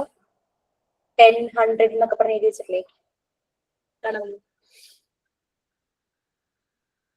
കുറച്ച് ബാക്കിലോട്ട് ഇറക്കി വിടും. കുറച്ച് ബാക്കിലോട്ട് പിടിച്ചു. ഓക്കെയാണ്. ഇതാണ് മോണ്ടിസോറി എൻവയോൺമെന്റിലെ ഗോൾഡൻ ബീഡിന്റെ ഇമ്പോർട്ടൻസ്. വലിയ വലിയ ഇത് സ്റ്റിക്ക് ചെയ്തതാണോ വരച്ചതാണോ മിസ്സേ? ഒട്ടിച്ചു വെച്ചേക്കുന്നതാ, സ്റ്റിക്ക് ചെയ്തേക്കുന്നതാ. അപ്പൊ ഇതൊരു ക്യൂബ് ഷേപ്പിലായിരിക്കും 1000 വരുന്നത്.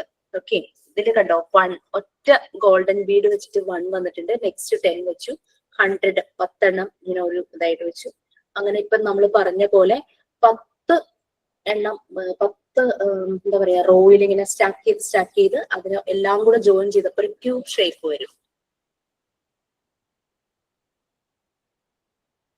ഇതാണ് നമുക്ക് കയ്യിലിരുന്നത്. മുകളിലത്തെ കണ്ടോ കമ്പാർട്ട്മെന്റ്സ് ഉള്ള കുറെ ബീഡ്സ് ഒക്കെ ആയിട്ട് നമുക്ക് മെറ്റീരിയൽ അവൈലബിൾ ആണ്. ഞാൻ ഇട്ടേക്കാട്ടോ, ഞാൻ ഇപ്പൊ തന്നെ കൊടുക്കാം. ടീച്ചർക്ക് ഇതിന്റെ പിക്ചർ എവിടെ നിന്ന് കിട്ടിയത്? വാങ്ങിക്കാൻ കിട്ടുന്നതാ? ഞങ്ങള് പഠിക്കുന്ന സമയത്ത് ഞങ്ങൾക്ക്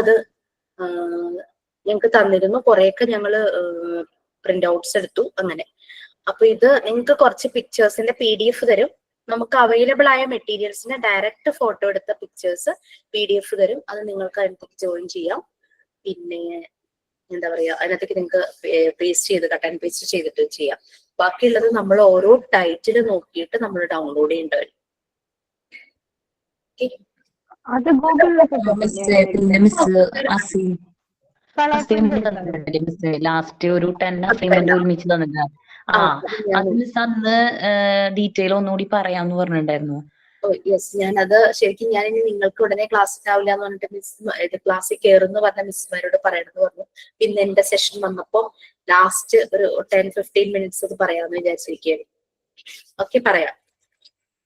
ഓക്കെ, സോ അതാണ് ബീഡ്സിന്റെ. നിങ്ങൾക്ക് നേരിട്ട് കാണുമ്പോൾ അത് മനസ്സിലാവും. ബീഡ്സ് ഇൻട്രൊഡ്യൂസ് ചെയ്തോന്ന് എനിക്ക് അറിയില്ല.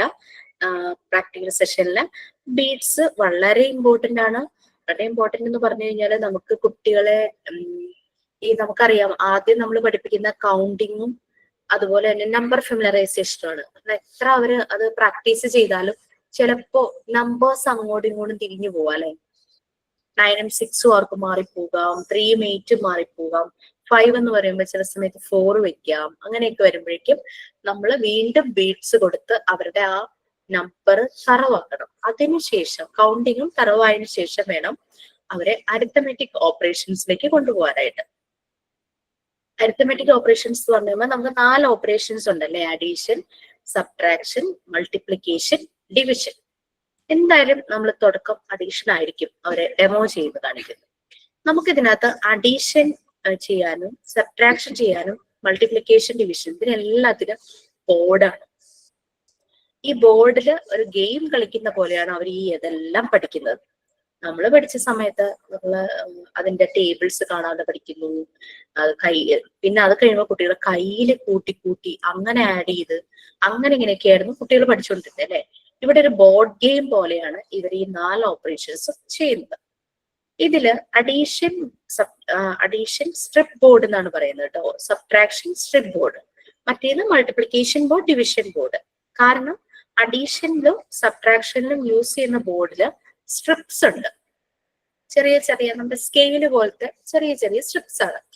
ഓക്കെ, ഈ ഇന്നലെ കാണിച്ചോ? ഇന്നലെ കാണിച്ചു. ഓക്കെ. അപ്പൊ അഡീഷൻ ബോർഡിനും സബ്ട്രാക്ഷൻ ബോർഡും കണ്ടു കഴിഞ്ഞാൽ കുറെയൊക്കെ സിമിലാരിറ്റി ഉണ്ട്, അറ്റ് ദ സെയിം ടൈം ഡിഫറൻസും ഉണ്ട്. പറയാൻ പറ്റുമോ?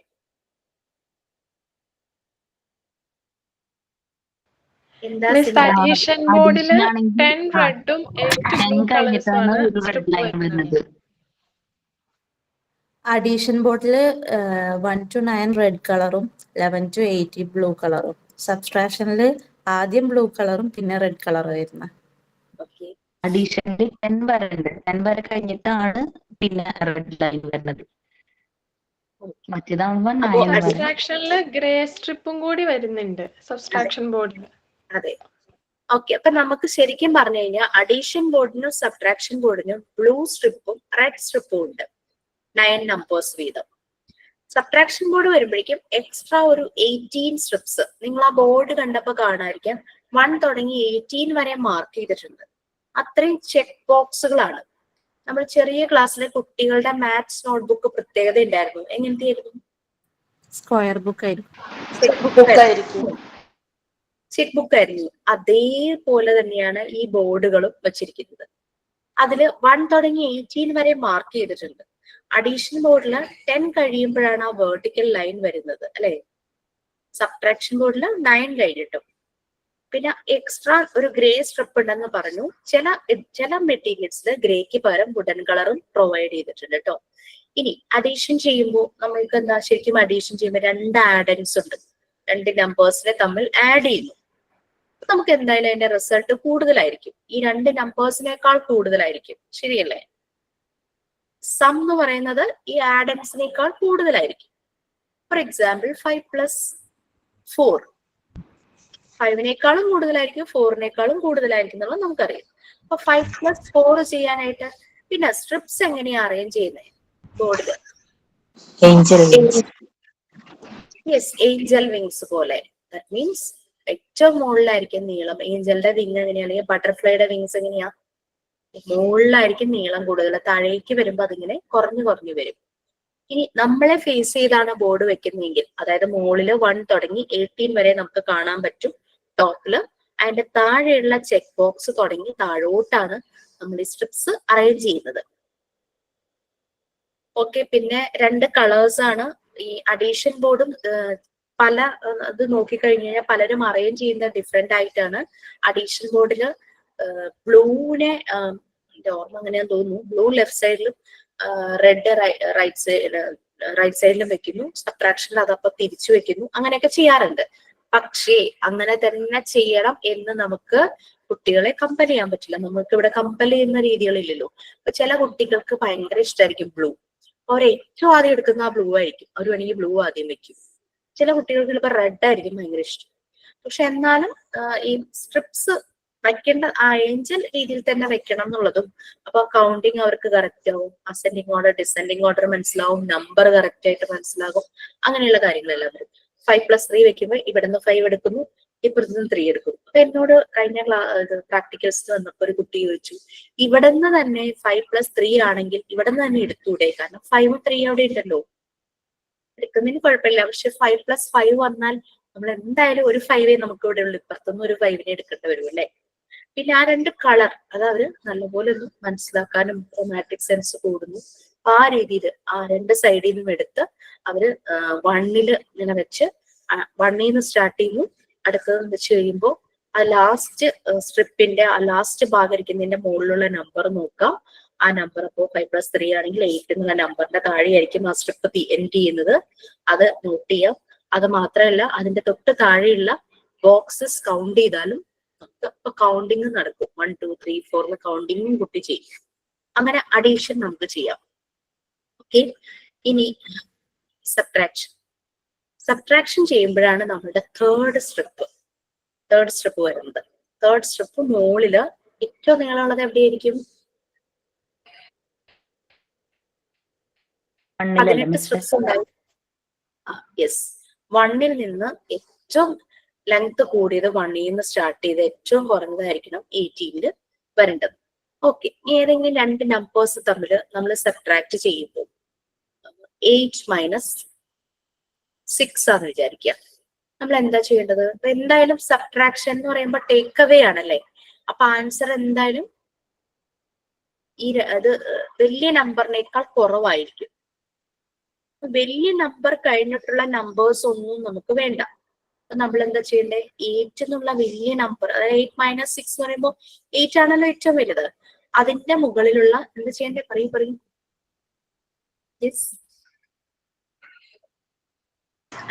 മുകളിലുള്ള ആ ഒരു ഗ്രേ കളറുള്ള അത് എടുക്കും. എന്നിട്ട് അത് അതിന്റെ നമ്പറിന്റെ അവിടെ ബ്ലോക്ക് ചെയ്യും. പിന്നെ 9ന്റെ അവിടെ വരെ ഉണ്ടാവും. 9 തുടങ്ങി അതിനെ ബ്ലോക്ക് ചെയ്യുമ്പോൾ 9 തുടങ്ങിയുള്ള ഒറ്റ നമ്പറും പിന്നെ നമ്മൾ കാണില്ല. നമ്മൾ ആകെ 8 വരെയുള്ള നമ്പറേ കാണുള്ളൂ അല്ലെ. സോ 8 മൈനസ് 6 അല്ലേ പറഞ്ഞത്? 6 എത്രയാ പറഞ്ഞത്? ഓർമ്മ whatever it be, 8 minus 6 എന്ന് വിചാരിച്ചു. അപ്പൊ 6 അടുത്ത നമ്മൾ 6 എന്നുള്ള സ്ട്രിപ്പ് നമ്മൾ ഏഞ്ചൽ വിങ്സ് ആയിട്ട് വച്ചിരിക്കുന്ന ഒന്നിൽ നിന്ന് 6 എടുത്ത് 8ൽ നിന്ന് ലെഫ്റ്റ് സൈഡിലേക്ക് നമ്മൾ വെക്കും. 8ൽ നിന്ന് ഒന്നില്ലെങ്കിൽ 8 എന്ന് എഴുതിയേക്കിന്റെ താഴെയുള്ള ചെക്ക് ബോക്സ് 8 തുടങ്ങി ലെഫ്റ്റ് സൈഡിലേക്ക് വെക്കും. വെക്കുമ്പോൾ റിമൈനിങ് ബോക്സസ് കൗണ്ട് ചെയ്യാം. അല്ലെങ്കിൽ ആ നമ്പർ റിമൈനിങ് ബോക്സിൽ ഏറ്റവും കൂടുതൽ വരുന്ന നമ്പർ നിങ്ങൾ ചെയ്ത് നോക്കുമ്പോൾ നിങ്ങൾക്ക് മനസ്സിലാവും. സബ്ട്രാക്ഷൻ പൊതുവെ ഒരു കൺഫ്യൂഷൻ വരുത്താറുണ്ട്. പക്ഷെ ഈ ഒരു കൺസെപ്റ്റ് കറക്റ്റ് കിട്ടുവാണെങ്കിൽ ഏറ്റവും വലിയ നമ്പർ ഏതാണോ ആ നമ്പർ കഴിഞ്ഞിട്ടുള്ള ഒരു നമ്പറും നമുക്ക് ആവശ്യമില്ല. കാരണം നമ്മുടെ ആൻസർ അതൊന്നും അല്ല വരുന്നത്, അതിനേക്കാൾ ചെറുതാണല്ലോ വരുന്നത്. 8നേക്കാൾ ചെറുത് 8 ആണെങ്കിൽ 8നേക്കാൾ ചെറുതായിരിക്കും വരിക. അപ്പൊ 9 തുടങ്ങിയുള്ള നമ്പേഴ്സിനെ നമ്മൾ കവർ ചെയ്യുന്നു 8ന്റെ അവിടെയുള്ള സ്ട്രിപ്പ് എടുത്തിട്ട്. അപ്പൊ 18 വരെയുള്ള നമ്പേഴ്സ് കവേർഡ് ആകും. പിന്നെ 8ന്റെ അവിടെ നിന്ന് നമ്മൾ ഏത് നമ്പർ കൊണ്ടാണോ സബ്ട്രാക്ട് ചെയ്യുന്നത്, 8 മൈനസ് 3 ആണെങ്കിൽ 3 എന്നുള്ള സ്ട്രിപ്പ് എടുത്തിട്ട് 8ന്റെ അവിടെ നിന്ന് ലെഫ്റ്റിലേക്ക് വെക്കുക. എന്നിട്ട് റിമൈനിങ് ബോക്സസ് കൗണ്ട് ചെയ്യുമ്പോൾ നമുക്ക് കിട്ടും. ഇനി റിമൈനിങ് ബോക്സസ് കൗണ്ട് ചെയ്യുമ്പോൾ നമുക്ക് 5 എന്ന് കിട്ടി.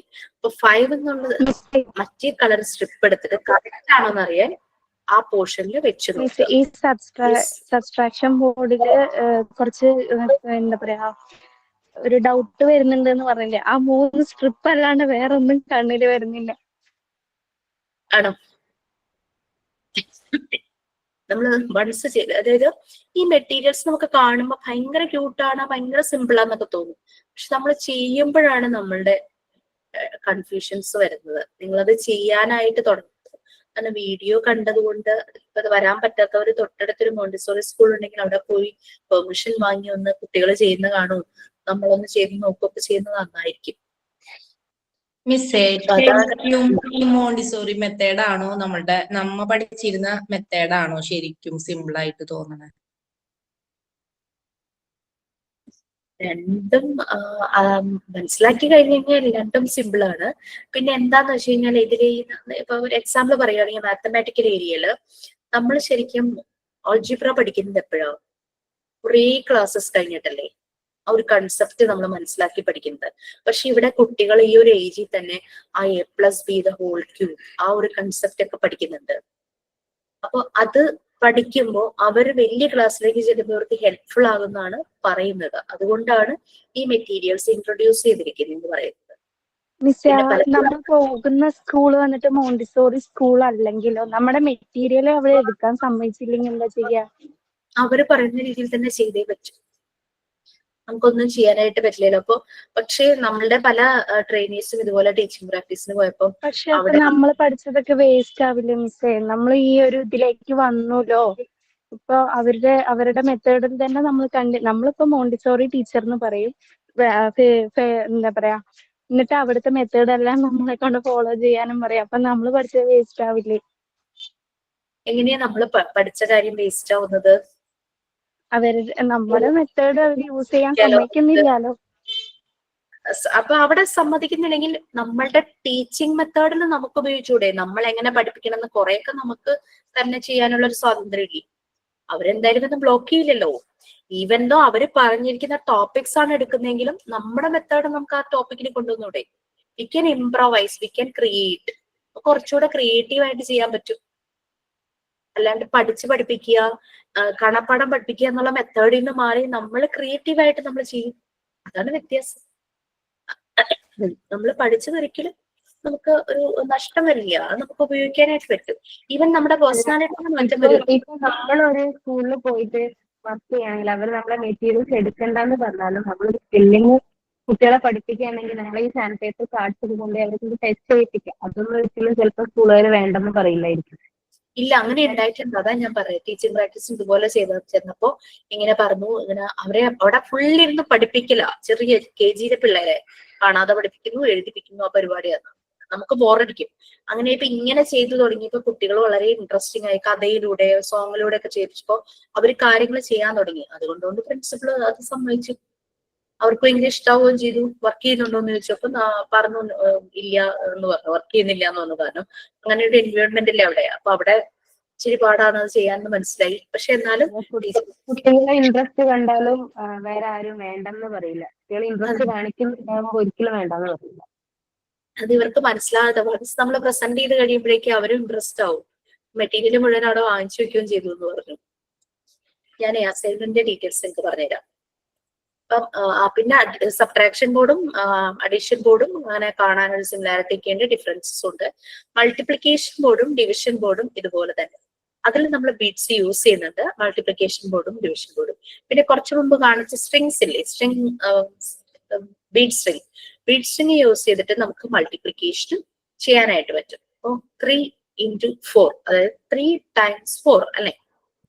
3 പ്രാവശ്യം 4 എന്നുള്ള സ്ട്രിങ് വെച്ച് കഴിഞ്ഞാൽ 4 ബീഡ് വരുന്ന സ്ട്രിങ് വെക്കുമ്പോൾ അത് കൗണ്ട് ചെയ്യിക്കുക. ഈക്വൽ ടു എന്നുള്ള സിമ്പിൾ കൊടുക്കുക. That is okay. ഞാൻ ഇതൊന്ന് എടുക്കാട്ടോ. അസൈൻമെന്റ്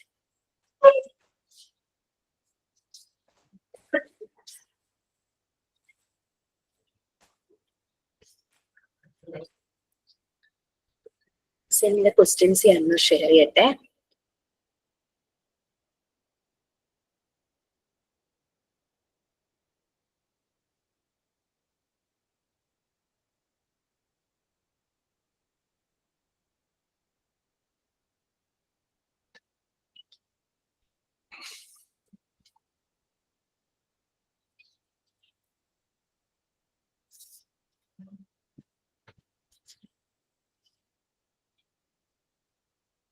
ഓക്കെ, നിങ്ങൾക്ക് 10 ക്വസ്റ്റ്യൻസ് അതിനകത്ത് കാണാൻ പറ്റും. 10 ഉണ്ടല്ലോ, എനിക്കിത് ചെയ്തു തീർക്കാൻ പറ്റില്ലല്ലോ എന്ന് വിചാരിക്കണ്ട. വളരെ ഇൻട്രസ്റ്റിംഗുമാണ്, പെട്ടെന്ന് നമുക്ക് ചെയ്യാൻ പറ്റും. First one book reading and review writing ആണ്. ഇതിന്റെ മീനിങ് നിങ്ങൾ പോയി ആ ബുക്ക് വായിച്ച് ചെയ്യണം എന്നില്ല. ഞാൻ ചെയ്ത മെത്തേഡ് പറയാം. ഈ topic school organisation and school management, അതിനെ പറ്റിയുള്ള ബുക്ക് വായിച്ചിട്ട് 3 ബുക്സ് വായിച്ചിട്ട് അതിന്റെ റിവ്യൂ എഴുതുക എന്നുള്ളതാണ്. ഞാൻ സെർച്ച് ചെയ്തപ്പോ എനിക്ക് കുറെ ഓതേഴ്സിന്റെ കണ്ടു. നമ്മള് അറിയാലോ, ഓൺലൈനായിട്ട് നമ്മൾ ബുക്ക് വാങ്ങിക്കാനായിട്ട് ഇപ്പൊ ആമസോണിൽ നിന്നൊക്കെ ആണെങ്കിൽ തന്നെ ബുക്ക് വാങ്ങിക്കാനായിട്ട് പോകുമ്പോൾ ഇതിന്റെ കുറച്ച് പേജസ് അല്ലെങ്കിൽ അതിന്റെ ഒരു കണ്ടന്റ്സിന്റെ ബ്രീഫിംഗ് നമുക്ക് ഫ്രീ ആയിട്ട് വായിക്കാനായിട്ട് കിട്ടും. പിന്നെ അതുമല്ല, ഈ ബുക്ക് വായിച്ചിട്ട് അഭിപ്രായം താഴെ ആളുകൾ എഴുതിയിട്ടുണ്ടാവും. ഇതൊക്കെ ഒന്ന് വായിച്ചു കഴിയുമ്പോൾ നമുക്ക് അതിന്റെ ഒരു ബ്രീഫിംഗ് കിട്ടും. അങ്ങനെയാണ് ഞാൻ ഈ ബുക്കിനെ പറ്റി എഴുതി വെച്ചിരിക്കുന്നത്. ഞാൻ ഇത്രയുള്ള ഒരു നോട്ട്ബുക്ക് ആട്ടോ. ആ മുഴുവൻ 10 ക്വസ്റ്റ്യൻ ഒന്നും അല്ല, ഇത് കൂടുതൽ ഇതിനകത്ത് ഞങ്ങൾക്ക് അസൈൻമെന്റ് ആയിട്ടുണ്ട്. PG കാർക്ക് കൊടുക്കുന്ന ഒരു അസൈൻമെന്റ് ആയിരുന്നു.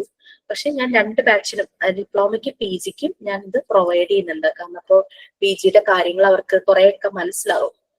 ഓക്കെ, അപ്പൊ ഇങ്ങനെയുള്ള ഒരു കൊച്ചു ബുക്ക് വാങ്ങി, അതായത് 120 പേജസോ എങ്ങാണ്ട് ഉണ്ടായിരുന്നു. ആ ഒരു ബുക്ക് ഫുൾ എൻ്റെ ആ ഒരു അസൈൻമെന്റ് മതിയായി. അതിന് തികഞ്ഞിരുന്നു. School organisation and community relations എന്ന് പറഞ്ഞാണ് അസൈൻമെന്റ് വന്നത്. അപ്പൊ അതില് ഞാൻ ആദ്യം മാത്രമല്ലല്ലോ മിസ്സേ, അല്ലാതെ ഇതില് സ്റ്റിക്ക് ചെയ്യുന്നതൊന്നുമില്ലല്ലോ. എന്താണ്? അല്ല, പിക്ചർ സ്റ്റിക്ക് ചെയ്യേ വരയ്ക്കോ അങ്ങനൊന്നും വേണ്ടല്ലോ, ഇതില് റൈറ്റിംഗ് മാത്രമല്ലേ ഉള്ളൂ. പിക്ചർ വരുന്ന ചില ക്വസ്റ്റ്യൻസ് ഉണ്ട്, അത് പറയാം. ഞാൻ ആദ്യം സെർച്ച് ചെയ്ത് കിട്ടിയത് സ്കൂൾ ഓർഗനൈസേഷൻ ആൻഡ് അഡ്മിനിസ്ട്രേഷൻ എന്ന് പറഞ്ഞൊരു ബുക്കായിരുന്നു. അതിന്റെ ഓതർ കുൽബീർ സിംഗ് സിദ്ധു. അപ്പൊ അദ്ദേഹം ആ ബുക്കിനെ പറ്റി പറഞ്ഞതായിരുന്നു ഞാൻ എഴുതിയത്. അത് കുട്ടികളുടെ റൈറ്റ്സിന് വളരെയധികം ഇമ്പോർട്ടന്റ് കൊടുത്തിട്ടുള്ള ഒരു ബുക്കാണിത് എന്നൊക്കെ പറഞ്ഞിട്ട് കുറച്ച് കാര്യങ്ങളൊക്കെ എനിക്ക് അതിന്റെ റിവ്യൂവിൽ നിന്ന് കിട്ടിയിരുന്നു. പിന്നെ പണിഷ്മെന്റ് റിവാർഡ്സ് അതിന്റെ കാര്യങ്ങളെ കുറിച്ചും ഒക്കെ ഇതിനകത്ത് എഴുതിയിട്ടുണ്ട്. പിന്നെ സ്കൂളിലെ ബിൽഡിംഗ് അങ്ങനെയുള്ള കാര്യങ്ങൾ. അപ്പൊ ഇതിൽ ഞാൻ എഴുതിയപ്പോ എനിക്കിത് ഞാൻ ഇങ്ങനെ പാരഗ്രാഫ് തിരിച്ച് എഴുതിയത് ആ ഒരു ഫസ്റ്റ് പേജും പിന്നെ നെക്സ്റ്റ് ഒരു 1 2 3 4 5 ചെറിയ ചെറിയ പാരഗ്രാഫ്സ് ഇത്രയും വന്നു ഫസ്റ്റ് ബുക്കിന്റെ റിവ്യൂ. ആദ്യത്തെ ഒരു പേജ് മുഴുവനും രണ്ടാമത്തെ പേജിന് ഹാഫ്. അത്രയൊക്കെ പേജ് എഴുതണമെന്നില്ല. നിങ്ങൾക്ക് എന്താണോ അതിനെപ്പറ്റി കിട്ടുന്ന ഡിസ്ക്രിപ്ഷൻ ഒറ്റ പാരഗ്രാഫിലാണോ അതായാലും മതി. രണ്ടാമത്തെ book school management, authors M dash and Nina dash. I think pronunciation is correct. പേരിന്റെ pronunciation എനിക്ക് അത്ര ക്ലിയർ അല്ല. Authors M dash and Nina dash. അതെനിക്ക് ഒറ്റ പേജ് ഉണ്ടായിരുന്നുള്ളൂ കേട്ടോ. അത്രയും ഡീറ്റെയിൽസ് എനിക്ക് കിട്ടിയുള്ളൂ. സ്കൂൾ മാനേജറിനെ പറ്റി, ടീച്ചേഴ്സിന്റെ റോളിനെ പറ്റി, ഹെഡ് മാസ്റ്ററിന്റെ ഇമ്പോർട്ടൻസിനെ പറ്റി, ടൈം ടേബിളിനെ പറ്റി, റിപ്പോർട്ട് കാർഡിനെ പറ്റി, അറ്റൻഡൻസ് രജിസ്റ്റർ, അങ്ങനത്തെ കാര്യങ്ങളെല്ലാം ഈ ബുക്കിൽ പറയുന്നുണ്ട്. അടുത്തത് school administration and management, author SK Kochhar. അതും എനിക്കൊരു പേജിലേ ഉള്ളൂ കേട്ടോ. ഇത്രയും ആ ഒരു പേജ് കൊണ്ട് തീർന്നു. ഒന്നും ടെക്സ്റ്റ് ബുക്കൊന്നും ഞാൻ വാങ്ങിച്ചിട്ടല്ല, അത് സെർച്ച് ചെയ്തപ്പോ അതിനെപ്പറ്റി കുറച്ച് കണ്ടന്റ്സ് ഒക്കെ അതിൽ കണ്ടു. പിന്നെ ആ ബുക്ക് വായിച്ച ആളുകളുടെ റിവ്യൂസ് കണ്ടു. അതൊക്കെ വെച്ചിട്ടാണ് ഞാൻ എഴുതിയത്. ഇവിടെയും ഹെഡ് മാസ്റ്ററുടെ റോള്, ടീച്ചറുടെ, കുട്ടികളുടെ, അങ്ങനെയുള്ള കാര്യങ്ങൾ, ലൈബ്രറി, ഓഫീസ് എങ്ങനെയായിരിക്കണം, അങ്ങനെ കുറെ കാര്യങ്ങളൊക്കെയാണ് ഇതിനകത്ത്. അടുത്തത് മോഡൽസ് ഓഫ് ടൈം ടേബിൾസ് ആണ്. അതിൽ 3 ടൈപ്പ് ടൈം ടേബിൾ വരും അല്ലേ? 3 ടൈപ്പ് ടൈം ടേബിൾ വരും. ഒന്ന് കുട്ടികളുടെ ടൈം ടേബിൾ. അപ്പൊ ഞാൻ KG ക്ലാസിന്റെ ടൈം ടേബിൾ ആട്ടോ സെറ്റ് ചെയ്തിരിക്കുന്നത്.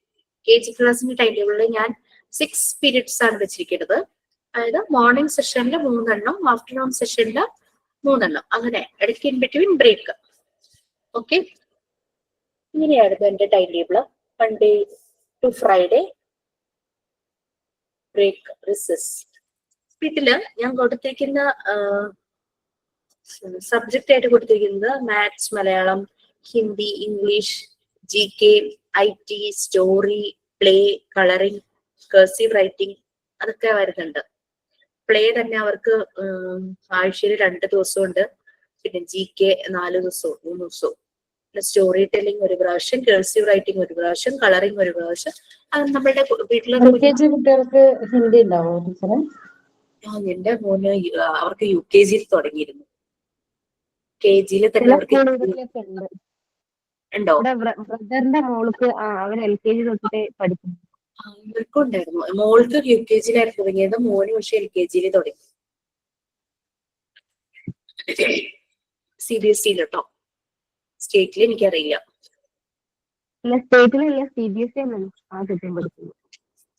Okay, next teachers time table ആണ്. ടീച്ചേഴ്സ് ടൈം ടേബിൾ ഞാൻ ആദ്യം തന്നെ വിചാരിച്ചു എത്ര ടീച്ചർ, ഇപ്പൊ ഒരു ടീച്ചറുടെ ടൈം ടേബിൾ എന്നുള്ള രീതിയിലാണ് കേട്ടോ ഞാൻ ഇട്ടിരിക്കുന്നത്.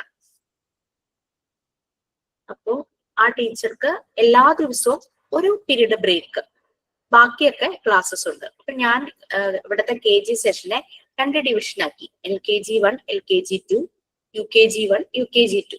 അപ്പൊ ആ ടീച്ചർ ഇപ്പൊ മൺഡേ ആണെങ്കിൽ first period LKG 1, second period LKG 2, പിന്നെ തേർഡ് പീരീഡ് UKG 1 പോയി, ഫോർത്ത് പീരീഡ് UKG 2 പോയി. അത് കഴിയുമ്പോൾ 5ാമത്തെ പീരീഡ് ടീച്ചർക്ക് ബ്രേക്ക്.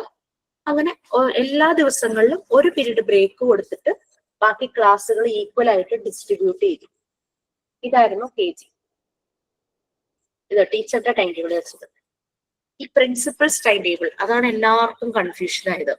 പ്രിൻസിപ്പലിന്റെ ടൈം ടേബിൾ എന്ന് പറയുമ്പോൾ സ്റ്റാഫ് മീറ്റിംഗ് ഉണ്ടോ, ടീച്ചർമാരുമായിട്ടുള്ള മീറ്റിംഗ് ഉണ്ടോ? ഞാൻ ഉദ്ദേശിച്ച പ്രിൻസിപ്പൽ ടൈം ടേബിൾ, ഞാൻ എഴുതിയ പ്രിൻസിപ്പൽ ടൈം ടേബിൾ ഞാൻ പറയാം.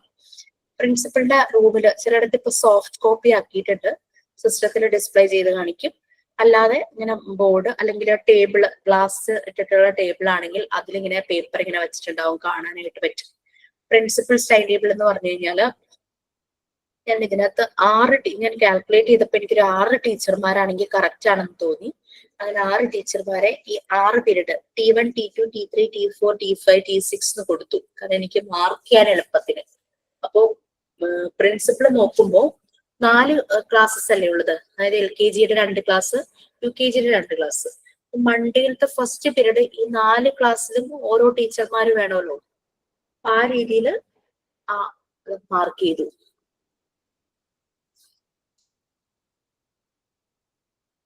ഓരോ ക്ലാസ്സിലും ഏത് ടീച്ചറാന്നുള്ളത് പ്രിൻസിപ്പളിന് കാണാനായിട്ട് പറ്റും ആ ടൈം ടേബിൾ നോക്കിയാൽ. ഞാൻ അങ്ങനെയാണ് പ്രിൻസിപ്പളിന്റെ ടൈം ടേബിൾ എഴുതിയത്. നിങ്ങൾക്ക് വേറെ ഐഡിയ ഒക്കെ ഉണ്ടെങ്കിൽ അതിനനുസരിച്ച് മാറ്റും. ഓക്കെ, നെക്സ്റ്റ് ഇതിനകത്ത് കൂടുതൽ അധികം ഉണ്ട് ഈ അസൈൻമെന്റ് ബുക്കിൽ, അതാണ് ഞാൻ ഇതിൽ നോക്കുന്നത്. Visit A pre school working in good way and write a brief description about that school. നിങ്ങൾ ടീച്ചിങ് പ്രാക്ടീസിന് പോയ സ്കൂൾ മതി. ഈ ടീച്ചിങ് പ്രാക്ടീസിന് പോകാത്ത ആൾക്കാരാണെങ്കിൽ, കുട്ടികൾ പഠിക്കുന്നുണ്ടെങ്കിൽ അങ്ങനെ സ്കൂൾ എടുക്കുക. അതും ഇല്ലെങ്കിൽ നമ്മുടെ അടുത്തുള്ള ഏതെങ്കിലും സ്കൂൾ എപ്പോഴെങ്കിലും ആരെയും പാസ് ചെയ്തപ്പോ കണ്ടിട്ടുണ്ട്, അതിന്റെ ഡീറ്റെയിൽസ് ഒക്കെ കുറച്ചൊക്കെ അറിയാമെങ്കിൽ അതിനനുസരിച്ച് അത് എഴുതുക. ആ സ്കൂൾ എങ്ങനെയാണ്, അത് ഒരു 1 പേജോ എത്ര വേണ്ട വരും? ഒരു പാരഗ്രാഫ് ഒക്കെ മതിയോ? ഒരു പാരഗ്രാഫ് ആയാലും മതി. ഞാൻ വന്നപ്പോ എനിക്കൊരു ഒരു പേജ് മതി. നമുക്ക് അത്രയാണോ നമ്മുടെ കയ്യിൽ അതിന്റെ ഡീറ്റെയിൽസ് ഉള്ളത് അത്രയും എഴുതിയാൽ മതി. ഇത്ര പേജ് വേണം അങ്ങനെയൊന്നും കുഴപ്പമൊന്നുമില്ല. അടുത്തത് മേക്കിംഗ് FAQ. നമുക്കറിയാം, ഒരു പുതിയ സ്കൂൾ സ്റ്റാർട്ട് ചെയ്യുന്നു അല്ലെങ്കിൽ വേണ്ട, നമ്മൾ നമ്മുടെ കുട്ടികളെ ആദ്യമായിട്ട് ചേർക്കാനായിട്ട് പോകുമ്പോൾ നമുക്ക് കുറെ ഡൗട്ട്സ് ഉണ്ടാവും അല്ലെ? ഫ്രീക്വന്റ്ലി ആസ്ക്ഡ് ക്വസ്റ്റ്യൻസ്, അതിന്റെ ഒരു ലിസ്റ്റ് ഉണ്ടാക്കുക. അപ്പൊ ആൻസറും ഉണ്ടായിരിക്കണം. What is the timing of the school? Answer 10 AM to 3 PM. Whether conveyance is providing? Yes. How many working days per week? 5 days per week, Monday to Friday. Is there uniforms? Yes. From where we will get uniforms? School will provide uniforms for every kid. Is there only one uniform? No. Wednesday we have different type of uniform. Other 4 days, same color uniforms which will be given in 2 pairs. What are the other materials the children have to bring? Children should bring bag, lunch, water bottle, snacks and umbrella if needed. What about textbooks and notebooks? All the books will be provided from the school itself. Is there any extracurricular activities? Yes, dance and music. What is the fee structure? Fee details are given in the brochure itself. If any doubt, you can contact the telephone number given in the brochure. Is there any evaluation? Yes, weekly and monthly evaluations are there. Is there any PTA meeting? Yes, monthly there is PTA meeting. അങ്ങനെ 12 questions ആണ് ഞാൻ എഴുതിയത്. അപ്പൊ നിങ്ങൾ അതുപോലെ തന്നെ FAQ 12 വേണമെന്നില്ല കേട്ടോ. എത്രയാ പറ്റുന്നതെന്ന് വെച്ചാൽ അതിനനുസരിച്ച് FAQs എഴുതുക. പുതുതായ ഒരു സ്കൂൾ സ്റ്റാർട്ട് ചെയ്യുമ്പോഴോ അല്ലെങ്കിൽ സ്വന്തം കുട്ടികളെ ആദ്യമായിട്ട് സ്കൂളിലേക്ക് ചേർക്കാൻ പോകുമ്പോഴോ ഒക്കെ, അല്ലെങ്കിൽ ഒരു അക്കാദമിക് ഇയർ തുടങ്ങുമ്പോൾ എന്തെങ്കിലും വ്യത്യാസങ്ങളുണ്ടോ എന്ന് അറിയാനോ, അതൊക്കെ നിങ്ങളുടെ ഇഷ്ടം. നമ്മളൊരു സ്കൂൾ സ്റ്റാർട്ട് ചെയ്യുമ്പോൾ നമ്മൾ ഇതൊക്കെ മനസ്സിലാക്കണ്ടേ? നമ്മൾ അങ്ങനെ ചെയ്യുവാണെങ്കിൽ. പിന്നെ write about good preschool teachers and finding out their qualities. നമുക്ക് പേഴ്സണലി അറിയാവുന്ന 3 മിനിമം കൊടുത്തിരിക്കണേ, നിങ്ങൾക്ക് ഇഷ്ടമുള്ളത് എഴുതാം. പേഴ്സണലി അറിയാവുന്ന നല്ല പ്രീ സ്കൂൾ തന്നെ കിട്ടിയില്ലെങ്കിൽ ഏതെങ്കിലും ടീച്ചേഴ്സിനെ പറ്റി എഴുതുക. നമ്മളെ പഠിപ്പിച്ചതാകാം, നമ്മുടെ കുട്ടികളെ പഠിപ്പിച്ചിട്ടുള്ളതാകാം, നമ്മൾ ഒത്തിരി ഇൻഫ്ലുവൻസ് ചെയ്ത സ്വാധീനിച്ച ടീച്ചർമാരുണ്ടാവുമല്ലോ. ഞാൻ എഴുതിയത് അജി സാറിനെ കുറിച്ചായിരുന്നു. ഞാൻ വർക്ക് ചെയ്ത മോണ്ടിസോറി സ്കൂളിലെ ഡയറക്ടർ ആയിരുന്നു അദ്ദേഹം. അദ്ദേഹത്തിന്റെ വൈഫാണ് ശരിക്കും അത് ഫുൾ ഡിസൈൻ ചെയ്തത്. അവർ ചൈനക്കാരിയാണ്. പക്ഷെ സാർ ആയിരുന്നു അവിടെ ഓൾ ഇൻ ഓൾ ആയിട്ട് നോക്കിക്കൊണ്ടിരുന്നത്. കാരണം അവര് സിംഗപ്പൂരായിരുന്നു. സാറിനെ ഭയങ്കര പേഷ്യൻസ് ഉള്ളൊരു മനുഷ്യനായിരുന്നു. അപ്പൊ ഞാൻ സാറിനെ കുറിച്ച് എഴുതിയത്. പിന്നെ എന്റെ മോനെ LKG പഠിപ്പിച്ച ഒരു സിസ്റ്റർ ആയിരുന്നു, സിസ്റ്റർ ആൻഡ്രിയക്ക. സിസ്റ്ററിനെ കുറിച്ച് എഴുതി. പിന്നെ എന്നെ, അന്ന് നമ്മൾക്ക് നേഴ്സറി ആയിരുന്നല്ലോ, എന്നെ നഴ്സറിയിൽ പഠിപ്പിച്ച എന്റെ കന്നഡ ടീച്ചറെ കുറിച്ചാണ് ഞാൻ എഴുതിയത്. ഈ 3 പേരെ പറ്റിയാണ് ഞാൻ എഴുതിയത്. ഓക്കെ, ക്ലിയർ ആയി? പാരഗ്രാഫ് ആയിട്ട് എഴുതണോ? ഇത്ര ഉണ്ടായിരുന്നു കേട്ടോ. ഞാൻ ഒരു പേജ് എന്തായാലും 3 പാരഗ്രാഫ്സ് കൂടിയിട്ട് ഒരു പേജ് അല്ലേ? ഒരു പേജ്. പാരഗ്രാഫ് തിരിക്കുക എന്നുള്ളത് ഡിപ്പെൻസ് നമ്മുടെ കണ്ടന്റ് അനുസരിച്ച്. ഓക്കെ, പിന്നെ next write about the qualities of preschool teacher. ഒരു പ്രീ സ്കൂൾ ടീച്ചറിന്റെ ക്വാളിറ്റീസ് എന്തായിരിക്കണം, അങ്ങനെയുള്ള കാര്യങ്ങളാണ് എഴുതിയിരിക്കുന്നത്. അതെനിക്ക് കുറേ ഉണ്ടായിരുന്നു. അതെങ്ങനെ അത്രയും എഴുതി എന്നുള്ളത് എനിക്ക് അറിയില്ല. കുറെ എഴുതാൻ എനിക്ക് ശരിക്കും 2, 3, 4 പേജസ് ആണ്. Up to you. കുറെ എഴുതി വെച്ചിട്ടുണ്ട്. Next biography of world known best teachers. World famous ആയിട്ടുള്ള കുറെ ടീച്ചേഴ്സ്മാരുണ്ടല്ലോ, അവരെ പറ്റി എഴുതുക. ഞാൻ ഇവിടെ മിനിമം 5%. ഞങ്ങൾ 10 എഴുതിയിട്ടുണ്ടായിരുന്നു. അവിടെ നമുക്ക് ഫോട്ടോ വേണ്ടി വരും. സഫിയ കുറച്ചു മുമ്പ് ചോദിച്ചില്ലേ ഫോട്ടോ വേണം, അവരുടെ ഫോട്ടോ ഒക്കെ കളക്ട് ചെയ്ത് കിട്ടുവാണെങ്കിൽ നന്നായിരുന്നു. ഞാൻ ആൽബർട്ട് ഐൻസ്റ്റീനെ കുറിച്ച് എഴുതി. പിന്നെ ഒരു കാര്യം, ഇതിൽ ഒരാള് നമ്മുടെ മറിയ മോണ്ടിസോറി ആയിരിക്കണം കേട്ടോ. അത് മാത്രം ഞാനന്ന് കമ്പൽസറി ആയിട്ട് പറയുന്നു. ഞാൻ ആൽബർട്ട് ഐൻസ്റ്റീനെ പറ്റി എഴുതി. എഴുതിയപ്പോ പിക്ചർ ഇങ്ങനെ ചെറുതല്ലേ, ഒട്ടിച്ചപ്പോ കുറച്ച് സ്പേസ് വന്നു. അപ്പൊ അദ്ദേഹം ജനിച്ച വർഷവും സ്ഥലവും മരിച്ച വർഷവും ഡേറ്റും അതും മാസവും എല്ലാം എഴുതിയിട്ട് താഴെ മരിച്ച സ്ഥലം ആ രീതിയിൽ എഴുതിയിട്ടുണ്ടായിരുന്നു കേട്ടോ. അതിന്റെ ആവശ്യമൊന്നുമില്ല, പക്ഷെ ഇങ്ങനെ സ്പേസ് അങ്ങനെ കിടന്നപ്പോ എഴുതി വെച്ചു. ഇതൊക്കെ നിങ്ങൾക്ക് എളുപ്പമായിരിക്കും, കുറച്ചൊന്നും കളക്ട് ചെയ്യണമെന്നുള്ളൂ. പിന്നെ വളരെ ഫേമസ് ആയിട്ടുള്ള ഒരു ടീച്ചർ, എന്താ പറയുക, അതിന്റെ ഒരു ഡെഡിക്കേഷൻ. ആനീസ് നമ്മുടെ ഹെലന്റെ ടീച്ചറല്ലേ, ഹെലൻ ആക്കിയത്. ഒരു പക്ഷെ ആനീസ് ഇല്ലായിരുന്നെങ്കിൽ നമ്മളിന്ന് ലോകമറിയുന്ന ഹെലനായിട്ട് മാറുമോ എന്നുള്ളത് സംശയം. അങ്ങനെ ഹെലന്റെ ടീച്ചറായ ആനീസ് പറ്റി എഴുതി. പിന്നെ ഞാൻ എഴുതിയത് അരിസ്റ്റോട്ടിൽ, പിന്നെ ഡോക്ടർ മറിയ മോണ്ടിസോറി, പിന്നെ ബുക്കർ ടി വാഷിംഗ്ടൺ, കൺഫ്യൂഷ്യസ്, ഞാൻ 10 പേര് എഴുതിയിരുന്നു. പിന്നെ ഡോക്ടർ എസ് രാധാകൃഷ്ണൻ, അദ്ദേഹത്തിന്റെ ഓർമ്മയിലാണല്ലോ നമ്മുടെ ടീച്ചേഴ്സ് ഡേ. ലൂയിസ് ബ്രെയിലി, നമ്മുടെ ബ്രെയിലി ലിപി കണ്ടുപിടിച്ചില്ലേ, അദ്ദേഹവും ബ്ലൈൻഡ് ആയിരുന്നു. പിന്നെ സോക്രട്ടീസ്, ഐസക് ന്യൂട്ടൺ, അങ്ങനെ 10 പേരെ പറ്റി ഞാൻ എഴുതിയിട്ടുണ്ടായിരുന്നു. പിന്നെന്താ, create your own day time table, നമ്മളുടെ ഡെയിലി റൊട്ടീൻ. ഞാനതൊരു ഏകദേശം ഒരു ഈവനിങ് വരെയൊക്കെ ഞാൻ എഴുതിയുള്ളൂ. നൈറ്റ് വരെ നിങ്ങൾക്ക് എഴുതാം.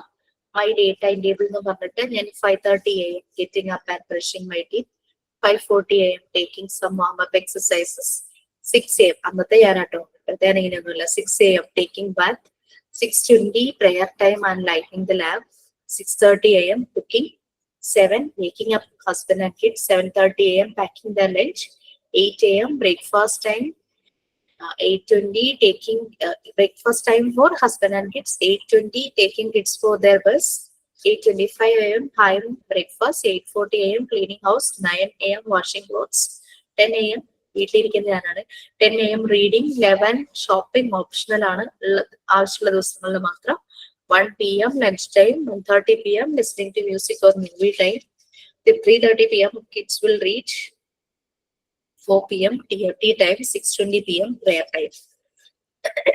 ഓക്കെ, ഇതായിരുന്നു നമ്മുടെ ആ ഡെയിലി റൊട്ടീൻ. അത് നൈറ്റിൽ നമ്മൾ ഉറങ്ങുന്ന വരെയുള്ളതാണെങ്കിൽ അങ്ങനെ അതുവരെ നിങ്ങൾ ചെയ്യാം. ഒരു ടൈം ടേബിൾ നമുക്കുണ്ടെങ്കിൽ നമ്മൾ ആ റൊട്ടീൻ എങ്ങനെയാണെന്നുള്ളത് അത്. പിന്നെ what are the learning activities you provided in the teaching practice school, if you haven't started it, what all activities you are planning four.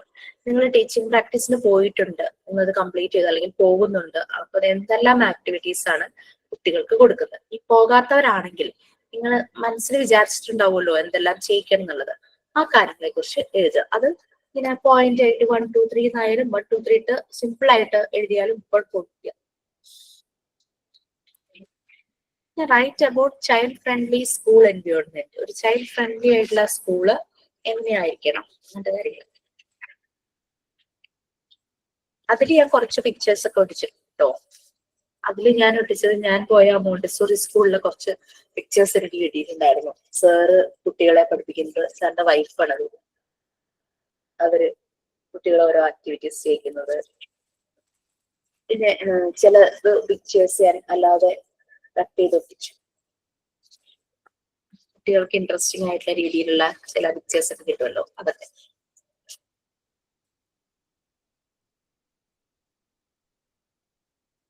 Okay, so ഇനി എന്താ ഉള്ളൂ. ഇതിൽ കൂടുതൽ എന്റെ ബുക്കിലുണ്ട്, പക്ഷെ ഞാൻ 10 ക്വസ്റ്റ്യൻസ് ഏറ്റവും റെലവന്റ് ആണെന്ന് തോന്നിയത് മാത്രം എഴുതി തന്നു. പിന്നെ ഇത് എഴുതാലോ, കുഴപ്പമില്ലല്ലോ.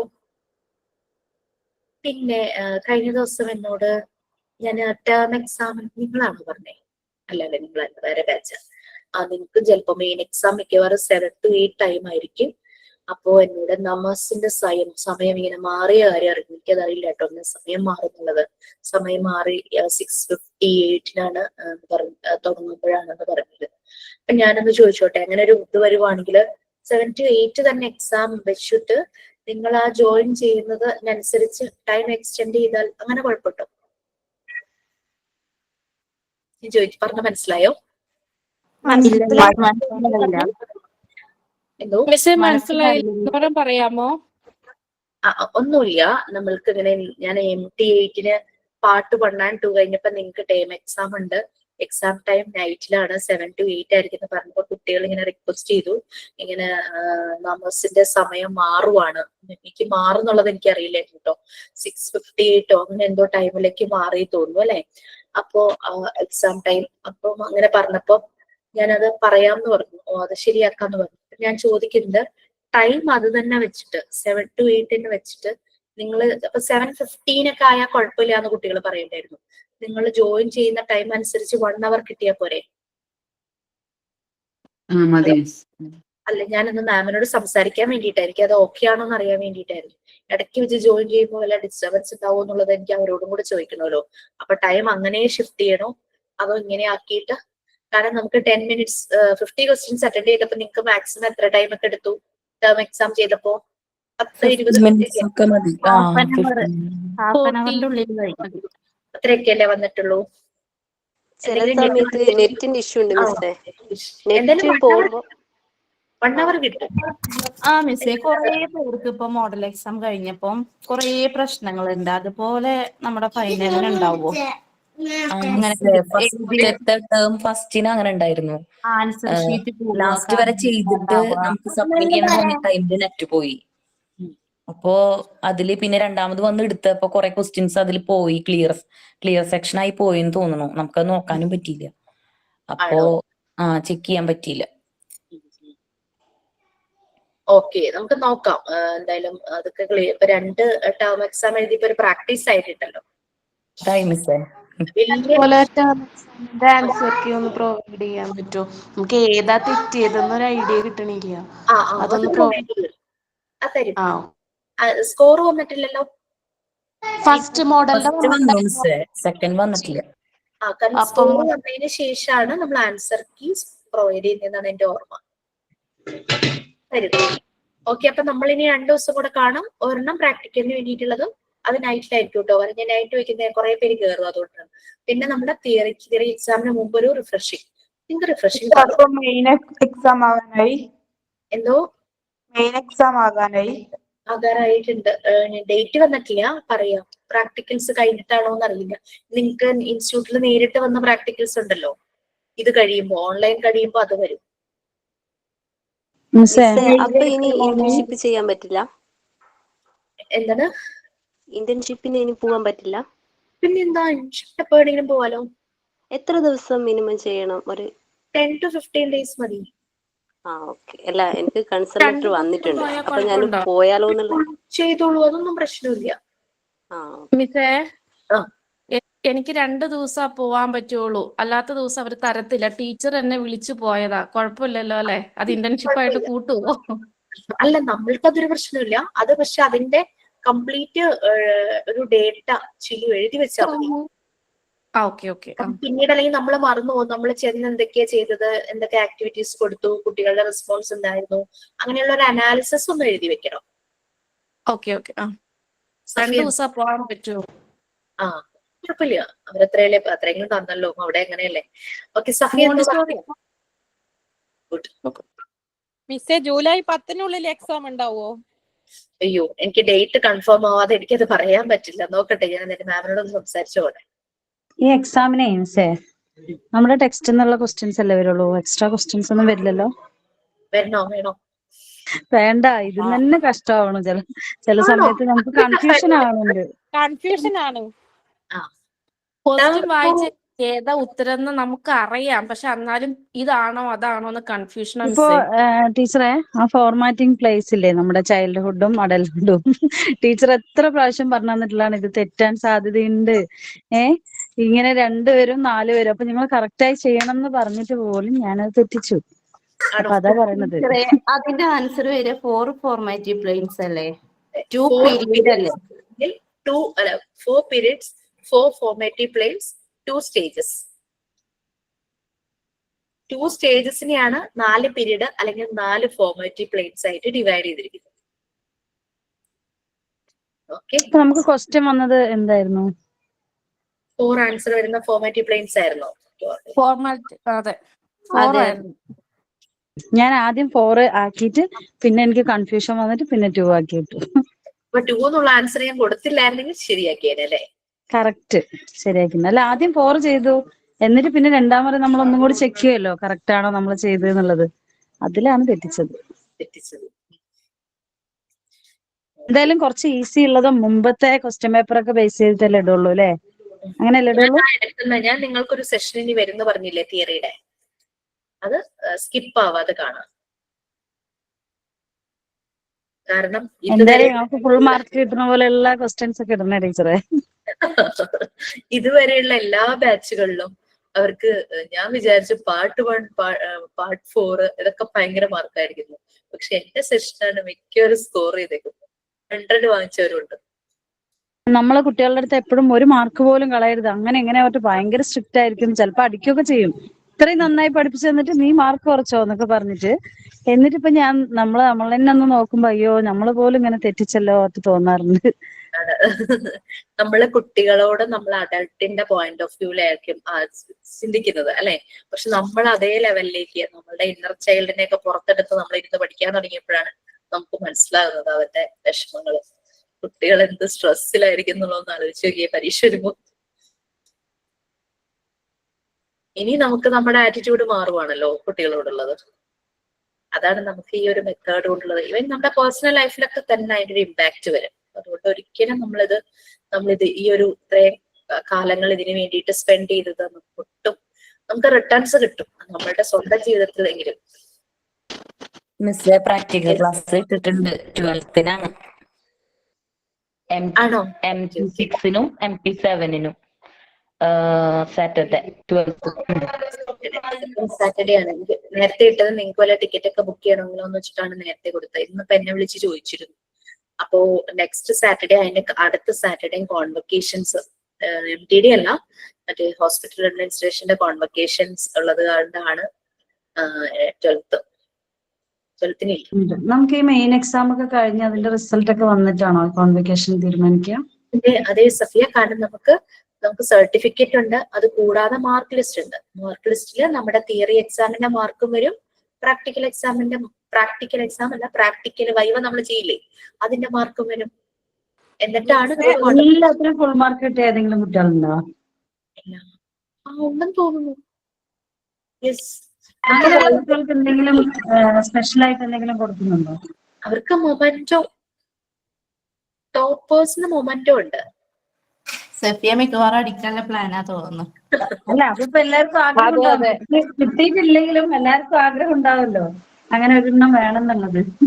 വെറുതെ ഒരു കാണാത്ത സ്വപ്നം ആണെങ്കിൽ കൂടി ഞാൻ അതിനുവേണ്ടി ശ്രമിക്കുന്നുണ്ടായിരുന്നു. നമ്മളെ വൈവയിൽ ഇങ്ങനെ കാരണം ഒരു മാർക്കും കളയാൻ പറ്റില്ല, അതുപോലെ വൈവ പ്രസന്റ് ചെയ്തവരൊക്കെ ഇട്ട് അങ്ങനെ നല്ല ഇതായിട്ട് അതും എല്ലാവർക്കും ശ്രമിക്കാം. എന്താ നമുക്ക് പറ്റാത്തൊന്നുമില്ലല്ലോ അല്ലേ? അപ്പൊ പ്രാക്ടിക്കൽ കഴിഞ്ഞിട്ടായിരിക്കും അല്ലേ എക്സാം വൈവയൊക്കെ? നിങ്ങൾക്ക് ഇനി എക്സാം നടത്തുന്നതിന് ഞാൻ ചോദിക്കട്ടെ, ഞാൻ മാമിനോട് ചോദിക്കട്ടെ. എനിക്ക് ഇത്ര 12-ാം തീയതി എന്ന് പറയുമ്പോഴേക്കും ആയിരിക്കും. കാരണം എന്താ വെച്ചാൽ 7 സബ്ജക്ട് വേണ്ടേ. പിന്നെ PG കിടക്കുമല്ലേ കടല് പോലെ.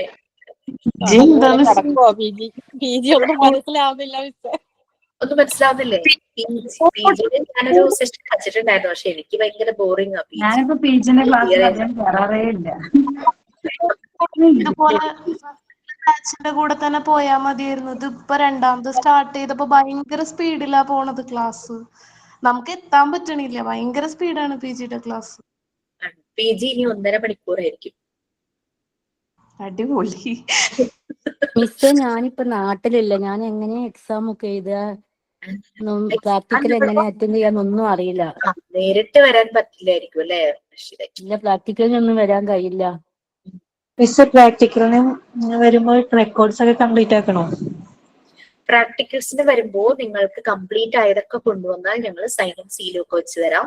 പിന്നെ പ്രാക്ടിക്കൽസിന് വരുമ്പോ തന്നെ കുറെ കുട്ടികൾ അപ്പൊ തന്നെ വൈവ അറ്റൻഡ് ചെയ്ത് പോണവരുണ്ട്.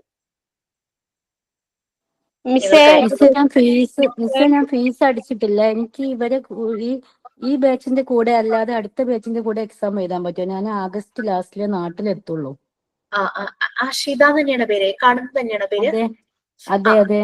ഷിത, ഈ ബാച്ച് എന്ന് പറഞ്ഞു കഴിഞ്ഞാൽ 6 ആണോ 7 ആണോ? നിങ്ങൾ കമ്പൈൻഡ് ആയിട്ടാണല്ലോ സിക്സ്തും സെവൻത്തും കൂടി ഇപ്പൊ ഒരുമിച്ചല്ലേ ഇനിയിപ്പോ എക്സാം നടത്തുന്നത്. അവർക്ക് ഒരുമിച്ചായിരിക്കും. അപ്പൊ അടുത്ത അപ്പൊ ബാച്ച് ഇതിൽ എനിക്ക് എന്തായാലും ഇതിൽ അറ്റൻഡ് ചെയ്യാതെ അടുത്ത ബാച്ചിന്റെ കൂടെ കയറാൻ പറ്റുമെന്നാ ചോദിക്കുന്നത്. കേറാനായിട്ട് പറ്റും. ഇപ്പൊ ഒരു കാര്യം ചെയ്യൂ, ആരാ പിയറോ ആരെയും വിളിക്കാറ്? അശ്വതിയാന്ന് തോന്നുന്നു, എനിക്കത്രേ അറിയുള്ളൂ പേര്. ആണോ? എനിക്കൊന്ന് വാട്സാപ്പ് ചെയ്യാമോ? കറക്റ്റ് ഓഫീസിൽ കൊടുത്തിരിക്കുന്ന ഒഫീഷ്യൽ നെയിമും ഫോൺ നമ്പറും ഇമെയിൽ കൊടുക്കാം. അത് എന്നെ വിളിച്ചാൽ അവർക്ക് ഇപ്പൊ കിട്ടില്ലല്ലോ, അതാണ് ഇപ്പൊ പ്രശ്നം. മനസ്സിലായി. എനിക്കൊന്നും ചെയ്യൂ, ഞാൻ പറയാം. എന്തായാലും വാട്സപ്പ് കോൾ ഒന്നും പറ്റില്ലല്ലോ? വാട്സപ്പ് കോൾ കിട്ടും. എന്റെ ആ നമ്പറിൽ എനിക്ക് വാട്സപ്പ് കോൾ ഉണ്ട്. ആണോ? അല്ല, അവിടെ കൊടുത്ത നമ്പറിൽ. ഗൾഫിലല്ലേ? എവിടെയും പുറത്തൊന്നും തന്നെ? പുറത്ത് ബഹ്റൈനിലാണ്. അവിടെ വാട്സപ്പ് സമ്മതിക്കോ കോള്? അവിടെ എവിടേക്കോ ബാൻ അല്ലേ? അല്ല, വാട്സപ്പ് എനിക്കുണ്ട്. വാട്സപ്പ് കോള് ഇവിടെ ബഹ്റൈൻ വാട്സപ്പ് കോള് ബാൻ ചെയ്തിട്ടില്ല മാഡം. സൗദിയാണ്. മിസ്സേ, പ്രസീത മാം ഇപ്പൊ ഗ്രൂപ്പിൽ ഇട്ടിട്ടുണ്ടല്ലോ പ്രാക്ടിക്കൽ ക്ലാസ് 12/7/2025 എന്നും പറഞ്ഞ സാറ്റർഡേ 6 7 ഒരുമിച്ചായിരിക്കും അല്ലേ? MT 6 MT 7 കൂടെ 9:30 to 3 PM കൊടുത്തേക്കുന്നത്. ഇപ്പൊ മെസ്സേജ് വന്നിട്ടുണ്ട് ഗ്രൂപ്പില്. എനിക്കും കിട്ടി. നിങ്ങളുടെ എക്സാമിന്റെ കാര്യം മാമിനോടൊന്ന് ചോദിക്കാം കേട്ടോ. തിയറി എക്സാം, പക്ഷെ PGയുടെ ഒരു നമ്മള് പ്രാക്ടിക്കൽ കൊണ്ടുവരണ്ടല്ലോ. ഞാനൊന്നും കേട്ടില്ല. ആരൊക്കെയോ പറഞ്ഞു. എന്താണ്? നമ്മൾ പ്രാക്ടിക്കലിനെ വരുമ്പോ നമ്മുടെ ടീച്ചിങ് എയ്ഡ്സ് ഉണ്ടല്ലോ നമ്മൾ ഉണ്ടാക്കിയേ, അതൊന്നും കൊണ്ടുവരണ്ട. കാരണം ക്യാരി ചെയ്ത് വരിക എന്ന് പറഞ്ഞാൽ നല്ല ബുദ്ധിമുട്ടാണ്. ടീച്ചിങ് എയ്ഡ്സ് മതി. റെക്കോർഡ്, അസൈൻമെന്റ് ഉണ്ടെങ്കിൽ അതൊക്കെ സൈൻ ചെയ്യണമെന്നുണ്ടെങ്കിൽ അതൊക്കെ കൊണ്ടുവരാം. അതൊക്കെ നിങ്ങളുടെ ഇഷ്ടം. പിന്നെ വൈവ അറ്റൻഡ് ചെയ്യുവാന്ന് വിചാരിച്ചു ആ സമയത്തിരുന്ന്. അങ്ങനെ ചെയ്യുന്നവര് മാത്രം ഈ മെറ്റീരിയൽസ് ഉണ്ടാക്കി വെച്ചിട്ടില്ലേ, അതിന്റെ ഒരു ഫോട്ടോയോ ഷോർട്ട് വീഡിയോയോ എനിക്കൊന്ന് അയച്ചാൽ മതി. വൈവ അറ്റൻഡ് ചെയ്യുന്നവര് മാത്രം കേട്ടോ. അല്ലാത്തവര് വൈവയുടെ ടൈമിൽ കാണിച്ചു തരുമല്ലോ.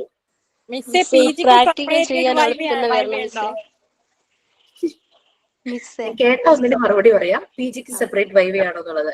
വൈവ സെയിം തന്നെ. PGക്കാരനോട് എക്സ്ട്രാ ഒരു കാര്യം കൂടെ ചോദിക്കും. സെമിനാർ അല്ലേ, ആ സെമിനാർ ഒന്ന് ക്ലാസ്സിൽ എടുക്കാൻ പറ്റാത്തവരോട് മാത്രം, ക്ലാസ്സിലെടുത്തവരുടെ മാർക്ക് ഇട്ടിട്ടുണ്ട്, ക്ലാസ്സിലെടുക്കാൻ പറ്റാത്തവരുടെ മാത്രം ഒന്ന് ബ്രീഫ് ചെയ്യാമോ എന്ന് ചോദിക്കും.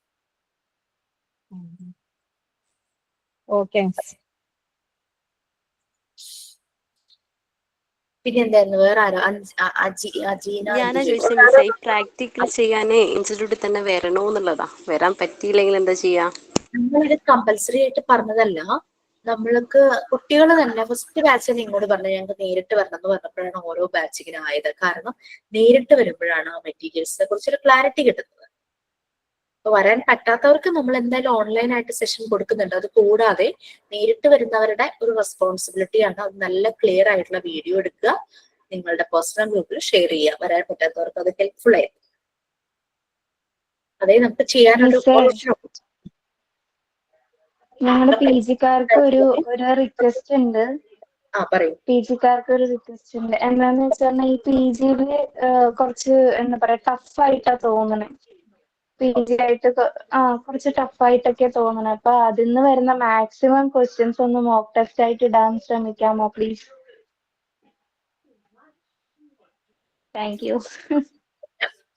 PGയുടെ എക്സാം പൊതുവെ ഈസിയാണ്. കാരണം ആ മോക്ക് ടെസ്റ്റ് ചെയ്തൊക്കെ ഉള്ളതൊക്കെ തന്നെ ചോദിച്ചിട്ടുള്ളൂ. പിന്നെ നിങ്ങൾ എപ്പോഴെങ്കിലും സമയം കിട്ടുമ്പോൾ വെറുതെ ഒന്ന് വായിക്കുമ്പോൾ മനസ്സിലാവും ഇത് ഇത്രയേ ഉള്ളൂ എന്ന് തോന്നും. പിന്നെ നമ്മൾ ഒരു ഇൻസ്റ്റിറ്റ്യൂട്ടിൽ വർക്ക് ചെയ്യാൻ തുടങ്ങുമ്പോൾ ഇതിനെപ്പറ്റി കൂടുതൽ നമുക്ക് മനസ്സിലാവും. അവിടുത്തെ മാനേജ്മെന്റ്, അവിടുത്തെ അഡ്മിനിസ്ട്രേഷൻ. ഇത് വന്നിട്ട് നമുക്ക് അറിയാത്ത ഒരു ഏരിയയാണ്. ഇപ്പൊ അപർണ മിസ് എടുക്കുന്ന പ്ലാനിങ്, ഓർഗനൈസിങ്, കോർഡിനേറ്റിംഗ് അങ്ങനെയൊക്കെ പറയുന്നത് ഒരു ഇൻസ്റ്റിറ്റ്യൂഷനിൽ വരാവുന്ന കുറച്ച് കാര്യങ്ങളാണ് അതിലും പറയുന്നത്. പക്ഷെ അത് കുറച്ച് മനസ്സിലാക്കി എടുക്കണം എന്നുണ്ടെങ്കിൽ കുറച്ച് പാടുണ്ട്, ഒരു ബുദ്ധിമുട്ട് പോലെ തോന്നുകയാണ്. മനസ്സിലായി. കാരണം മാനേജ്മെന്റ് സ്റ്റുഡൻസ് അല്ലെങ്കിൽ MBA MCOMകാർക്കാണ് ഇത് കൂടുതൽ വരുന്നത്. നമ്മൾക്ക് ഒരു പക്ഷെ അത് പുതിയതാണ്, അതുകൊണ്ടാണ് ഈ ഒരു പ്രശ്നം ഇത് വരുന്നത്. ചില ടോപ്പിക്സ് ഒക്കെ ശരിക്കും വായിച്ചാൽ മനസ്സിലാവുന്നതേ ഉള്ളൂ. നമ്മുടെ റിസൾട്ട് വന്നിട്ടുണ്ടല്ലോ. വന്നിട്ടുണ്ടോ? വന്നോ? ആണോ? അപ്പൊ ശരി, നിങ്ങൾ റിസൾട്ട് ഒക്കെ നോക്കി ഹാപ്പി ആയിട്ടിരിക്കും. മിസ്സേ ഈ ടൈം മാറ്റാൻ പറ്റുമോ? പഴയ ഏത് time? ടൈമായിരുന്നു കുറച്ചും കൂടി നല്ലത്. 1:30 ആണോ? ആ അതിന് കുറച്ച് പ്രാക്ടിക്കൽ ബുദ്ധിമുട്ട്. ഞാൻ അത് ചോദിച്ചിരുന്നു എന്നോട്, ആരോ ചോദിച്ചത്, ആരോ റിക്വസ്റ്റ് ചെയ്തപ്പോ ഞാനത് ചോദിച്ചു. അപ്പൊ എന്താന്ന് വെച്ച് കഴിഞ്ഞാല്, എനിക്ക് പ്രോബ്ലം ഇല്ല, എന്റെ വീട്ടിലാണ് ഇരിക്കുന്നത്, എനിക്ക് നല്ല പേഴ്സണൽ സ്പേസും കാര്യങ്ങളും ഉണ്ട്. നമ്മുടെ ഇൻസ്റ്റിറ്റ്യൂട്ടില് ക്ലാസ്സുകളുടെ നമ്പർ കൂടിയപ്പോഴേ ക്ലാസ് റൂം സിസ്റ്റം അതിന്റെയൊക്കെ ഒരു അതൊക്കെ ഇനി ഒന്ന് അറേഞ്ച് ചെയ്താലേ അതൊക്കെ ഒന്ന് ശരിയായി വരും. നമ്മളോട് അപർണ മിസ് ചോദിച്ചപ്പം പറഞ്ഞു ഒരാഴ്ച ഉണ്ടാവുള്ളൂ, അതൊന്ന് അഡ്ജസ്റ്റ് ചെയ്യണം. ചിലപ്പോൾ അത് മാറ്റാനായിട്ട് പറ്റും. പക്ഷെ നിങ്ങൾക്ക് ഇനിയിപ്പോ നിങ്ങൾക്ക് സെഷൻ ഉണ്ടാവാൻ വഴിയുണ്ടോ കേട്ടോ? പ്രാക്ടിക്കൽ സെഷൻ കഴിയാറായോ? ഈ ഡെമോ കാണിക്കുന്ന മീൻസ് 2 ദിവസം എടുത്തു. എനിക്ക് എവിടം വരെ ആയെന്ന് എനിക്കറിയില്ല. എന്റെ ക്ലാസ് എന്തായാലും ഇനി ഞാൻ നൈറ്റ് വെക്കുള്ളൂ. ഇന്നിപ്പോ ടീച്ചേഴ്സ് ഒന്ന് റിക്വസ്റ്റ് ചെയ്തോണ്ടാണ്. നൈറ്റ് വെച്ചാലും കുഴപ്പമില്ലായിരുന്നു മിസ്സേ, ഈ ഒരു ടൈം ബുദ്ധിമുട്ടായിട്ടുണ്ട്. നൈറ്റ് എനിക്ക് മാത്രമേ വെക്കാൻ പറ്റുള്ളൂ, അതാണ് കാര്യം. കാരണം വെച്ചാൽ ഞാൻ വീട്ടിലിരുന്നല്ലേ ക്ലാസ് എടുക്കുന്നത്, ബാക്കിയുള്ളവർക്ക് ബുദ്ധിമുട്ടല്ലേ. മിക്കവാറും ഫ്രൈഡേ ആയിരിക്കും. 6th ആണോ റിസൾട്ട് വന്നിട്ടുള്ളത്? ഞങ്ങളുടെ എല്ലാ തോന്നുന്നുണ്ട് അല്ലെ? 6th വന്നത് തോന്നുന്നു. ആണോ? അതെ, 6th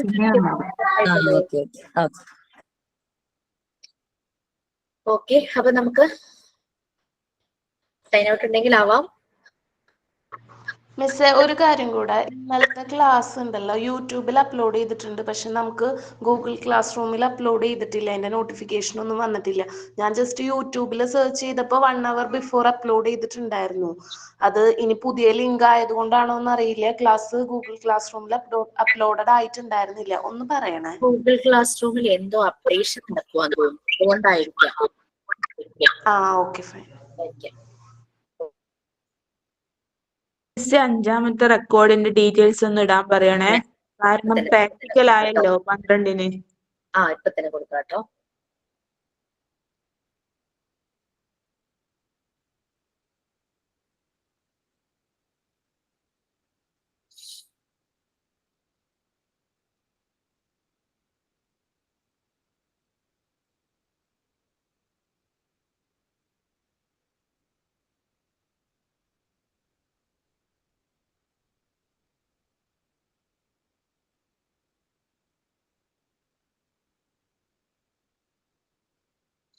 ഓക്കെ, ഞാൻ കൊടുത്തേക്കാം.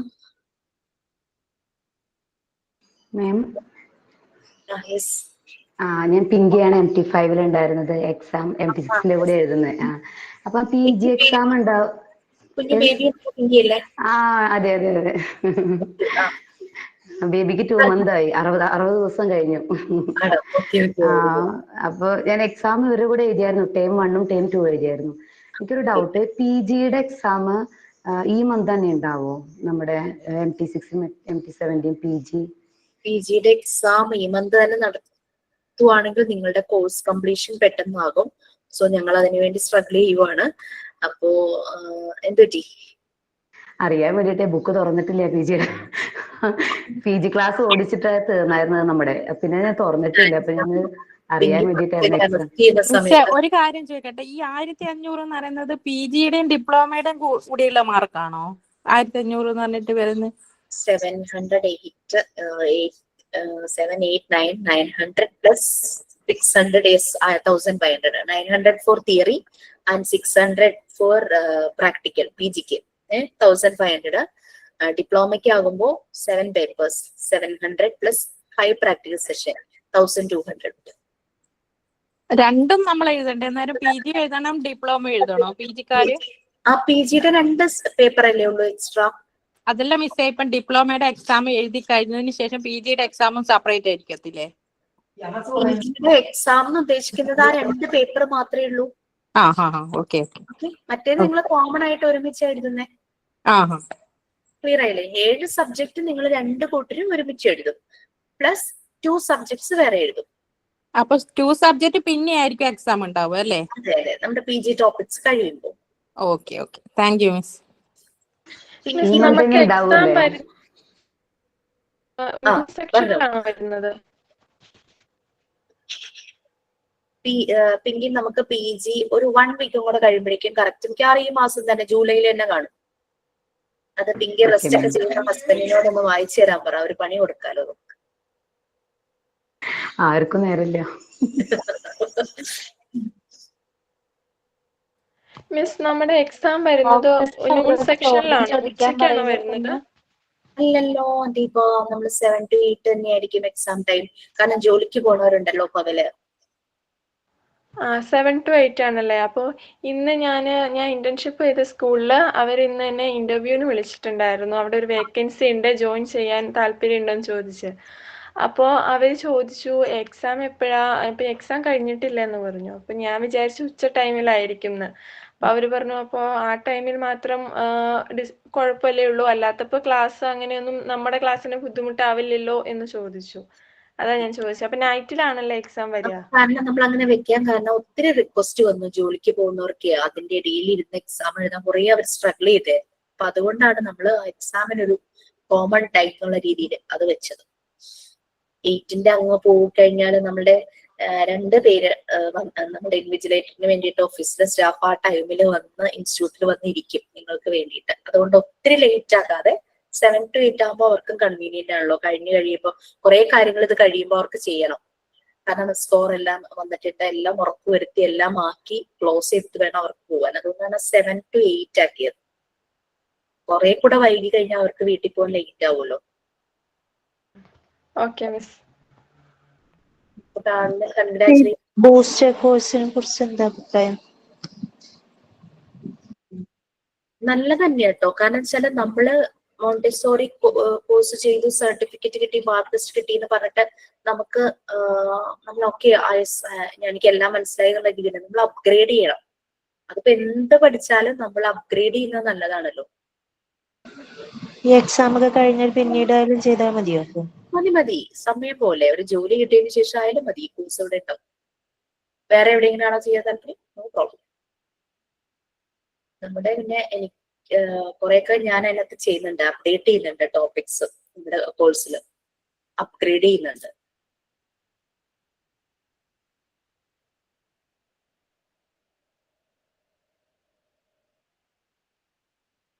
ഓക്കെ, എന്നാ നമുക്ക് വേണ്ടി ചെയ്യാം. ഇനി എന്തെങ്കിലും സംശയം ഉണ്ടോ?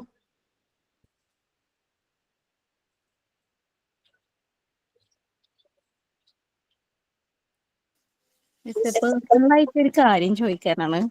നമ്മൾ പ്രാക്ടിക്കലിന് വരുമ്പോഴേ അവിടെ ഇൻസ്റ്റിറ്റ്യൂട്ടിന്റെ അടുത്ത് മറ്റേ ഹോട്ടൽസ് വല്ലതും ഉണ്ടോ റൂം എടുക്കാൻ പറ്റുന്ന? പ്രാക്ടിക്കൽസിന് വരുമ്പോ ഇൻസ്റ്റിറ്റ്യൂട്ടിന്റെ അടുത്ത് എന്റെ വീട്ടിലേക്ക് വരുന്നോ? അയ്യോ, എല്ലാവരും അങ്ങോട്ട് വരട്ടെ മിസ്. എന്തോ എല്ലാവരും അങ്ങോട്ട് വരട്ടേന്ന്. വരൂ, എന്താ മിസ് പിന്നെ ഓടിച്ചു വിടേണ്ടി വരും ഞങ്ങളൊക്കെ. അങ്ങനെ അവിടെ അടുത്തുണ്ട്, ഇല്ലാന്നൊന്നുമില്ല. അടുത്ത് മീൻസ് നല്ലതെന്ന് പറയുമ്പോ ഒരു 1 kilometer അപ്പുറത്ത് മാറിയിട്ടാണ്. അതിന്റെ ഓപ്പോസിറ്റ് ഒരെണ്ണം ഉണ്ട്. അത് പക്ഷെ നല്ലതാണോ എനിക്കറിയില്ല, ഓടിച്ചു കൊളുത്തിയാണേ. അത് ജയദേവസ്ഥാനോട് ചോദിച്ചു നോക്കാം. ഓക്കെ ആണെങ്കിൽ എന്റെ വീട്ടിലേക്ക് വരാൻ നോ പ്രോബ്ലം. വീടും ഓഫീസും തമ്മിൽ ദൂരമുണ്ട്, അത് മാത്രമേ ഉള്ളൂ പ്രശ്നം. അടുത്തല്ല. ഇവിടുന്ന് നമുക്ക് തലേ ദിവസം വരേണ്ടി വരും പ്രാക്ടിക്കലിന് വരാം. അപ്പൊ ചെറിയ മക്കളെയും കൊണ്ടല്ലേ, അപ്പൊ ഉപ്പയും ഉമ്മയും ഒപ്പം വന്നാല് അവര് റൂമിലിരുന്നോളും മക്കളെയും കൊണ്ട്. അപ്പൊ അതിന് നല്ലൊരെണ്ണം ഞാൻ പറയാം. ഒരു 1 kilometer മാറ്റമുള്ളൂ. എന്റെ കുട്ടികള് പഠിക്കുന്ന സ്കൂളിനടുത്താണ് പറവൂർ റെസിഡൻസി. കാരണം ഞാൻ ഇപ്പൊ ഉമ്മയും ഇൻസ്റ്റിറ്റ്യൂട്ടിലേക്ക് വരുവായിരുന്നെങ്കിൽ നമുക്ക് എന്റെ വീട്ടിൽ കൂടായിരുന്നു. കാരണം അവര് വീട്ടിലിരിക്കണം എന്ന് പറയാനേ, വീട്ടിൽ വേറെ ആരും ഉണ്ടാവില്ല. അവർക്ക് എന്തെങ്കിലും ആവശ്യം വരുവാണെങ്കിൽ എടുത്തു കൊടുക്കാനോ അങ്ങനെയൊക്കെയുള്ള രീതിയിൽ പിള്ളേര് മാത്രമേ ചിലപ്പോൾ ഉണ്ടാവും. ആ ഒരു ഡേ ആകുമ്പോൾ മോൾ ഉണ്ടാവുമെന്ന് എനിക്ക് അത്ര ഉറപ്പില്ല. അപ്പൊ അത് കാരണം റെസ്പോൺസിബിൾ ആയിട്ടുള്ള ഒരാൾ വേണമല്ലോ വീടിനകത്ത്. ഒരു കാര്യം വേറെ ഒരെണ്ണം ഉണ്ട്, പറവൂർ റെസിഡൻസി എന്ന് പറഞ്ഞിട്ട്. അത് നല്ലതാ. 1 kilometer അല്ലേ ഉള്ളൂ? അത്രേ ഉള്ളൂ. അത് നല്ലതാണ്. അവിടുന്ന് ഓട്ടോ എടുക്കാൻ നേരെ മെയിൻ റോഡിനടുത്ത് തന്നെയാണ് അത്. എല്ലാം പറഞ്ഞോടെ ഇൻസ്റ്റിറ്റ്യൂട്ടല്ല, ശരിക്കും ഓഫീസിൽ വെച്ചാണ് നമ്മൾ ഈ ക്ലാസ് നടത്തുന്നത്. ഇൻസ്റ്റിറ്റ്യൂട്ട് വേറെ സ്ഥലത്താ. അവിടെ നിന്ന് ഓഫീസിൽ നിന്ന് ഒരു 2-3 ബസ് സ്റ്റോപ്പ് നോക്കുവാണെങ്കിൽ 3-ാമത്തെയോ 4-ാമത്തെയോ സ്റ്റോപ്പ്. ചെറിയ ചെറിയ സ്റ്റോപ്പുകളാണേ ഉള്ളൂ. 1 kilometer അത്രേ ഉണ്ടാവുള്ളൂ. അത് നമുക്ക് കംഫർട്ട് ആയിട്ട് അവിടെ ഇരിക്കാം. എല്ലാ സൗകര്യങ്ങളും ഉള്ള നല്ലൊരു സ്ഥലമാണ്. പിന്നെ വേറെ ഇവിടെ അടുത്ത് അതും എനിക്ക് തോന്നുന്നു കോസ്റ്റ് എഫക്റ്റീവ് ആണ്. AC റൂംസ് ഒക്കെ ആണെങ്കിൽ വലിയ റേറ്റ് ഒന്നും ഇല്ല തോന്നുന്നു. പിന്നെ PWDയുടെ ഗസ്റ്റ് ഹൗസ് ഉണ്ട് കേട്ടോ. അതാകുമ്പോൾ വലിയ റേറ്റ് ഇല്ല, പക്ഷെ അവിടെ സ്റ്റേ ഉണ്ടോ എന്ന് എനിക്കറിയില്ല. അത് ഞാനൊന്ന് അന്വേഷിച്ചു നോക്കാം. അങ്ങനെ ഹസ്ബൻഡിന്റെ ഫ്രണ്ട്സ് ഒക്കെ എന്തോ ക്രിക്കറ്റ് കളിക്കാൻ നിന്നപ്പോ അവിടെ താമസിച്ചു. അവിടെ ഉണ്ട്, അതും അടുത്താണ്. എല്ലാം ടൗണിൽ തന്നെയാണ്. തലേ ദിവസം വരുമല്ലോ. അതും നല്ല സ്ഥലമാണ്. അവിടെ വലിയ കോസ്റ്റ് ഒന്നും ഉണ്ടാവില്ല. ഗവൺമെന്റിന്റെ ഗസ്റ്റ് ഹൗസ് അല്ലേ. ഇത് രണ്ടുമാണ് ഞാൻ നല്ലൊരു ഓപ്ഷനായിട്ട് ഞാൻ പറയുന്നത്. വേറെ ഒന്നും അടുത്ത് അത്ര നല്ലതായിട്ട് വേറെ തോന്നുന്നില്ല. Thank you miss. ഓക്കെ മിസ്സേ, മോനെ എന്തോ ചെയ്യണം എന്ന് പറയുന്നുണ്ട്. ഞാൻ വീഡിയോ ഓൺ ആക്കാം. യെസ് പ്ലീസ്, വരൂ മോനെ, welcome. One finger, tap, tap, tap. Two finger, cut, cut, cut. Three finger, bend, bend, bend. Four finger, cross, cross. Five finger, turn, turn. സ്കൂളിൽ നിന്ന് വന്നിട്ടും അവന് എനർജി ഉണ്ടല്ലോ. അവ എന്നോട് പറഞ്ഞ മിസ്സിനെ കണ്ടപ്പോ ഇവിടെ ഇരുന്നു, അകത്തേക്ക് പോയില്ല. ആണോ? ശരി ശരി, സന്തോഷം. ഓക്കെ, ഇനി ആരെങ്കിലും ഉണ്ടോ? ഇനി സ്കൂളിൽ നിന്ന് വന്ന കുഞ്ഞുങ്ങളുണ്ടോ?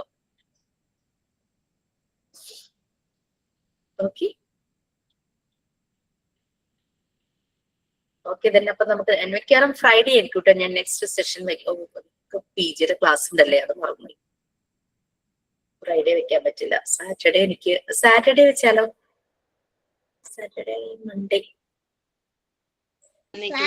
നോക്കാം, പറയാം. Okay bye. മൺഡേ പാടിക്കോളൂ. Butterfly, where I go out in the garden, dancing.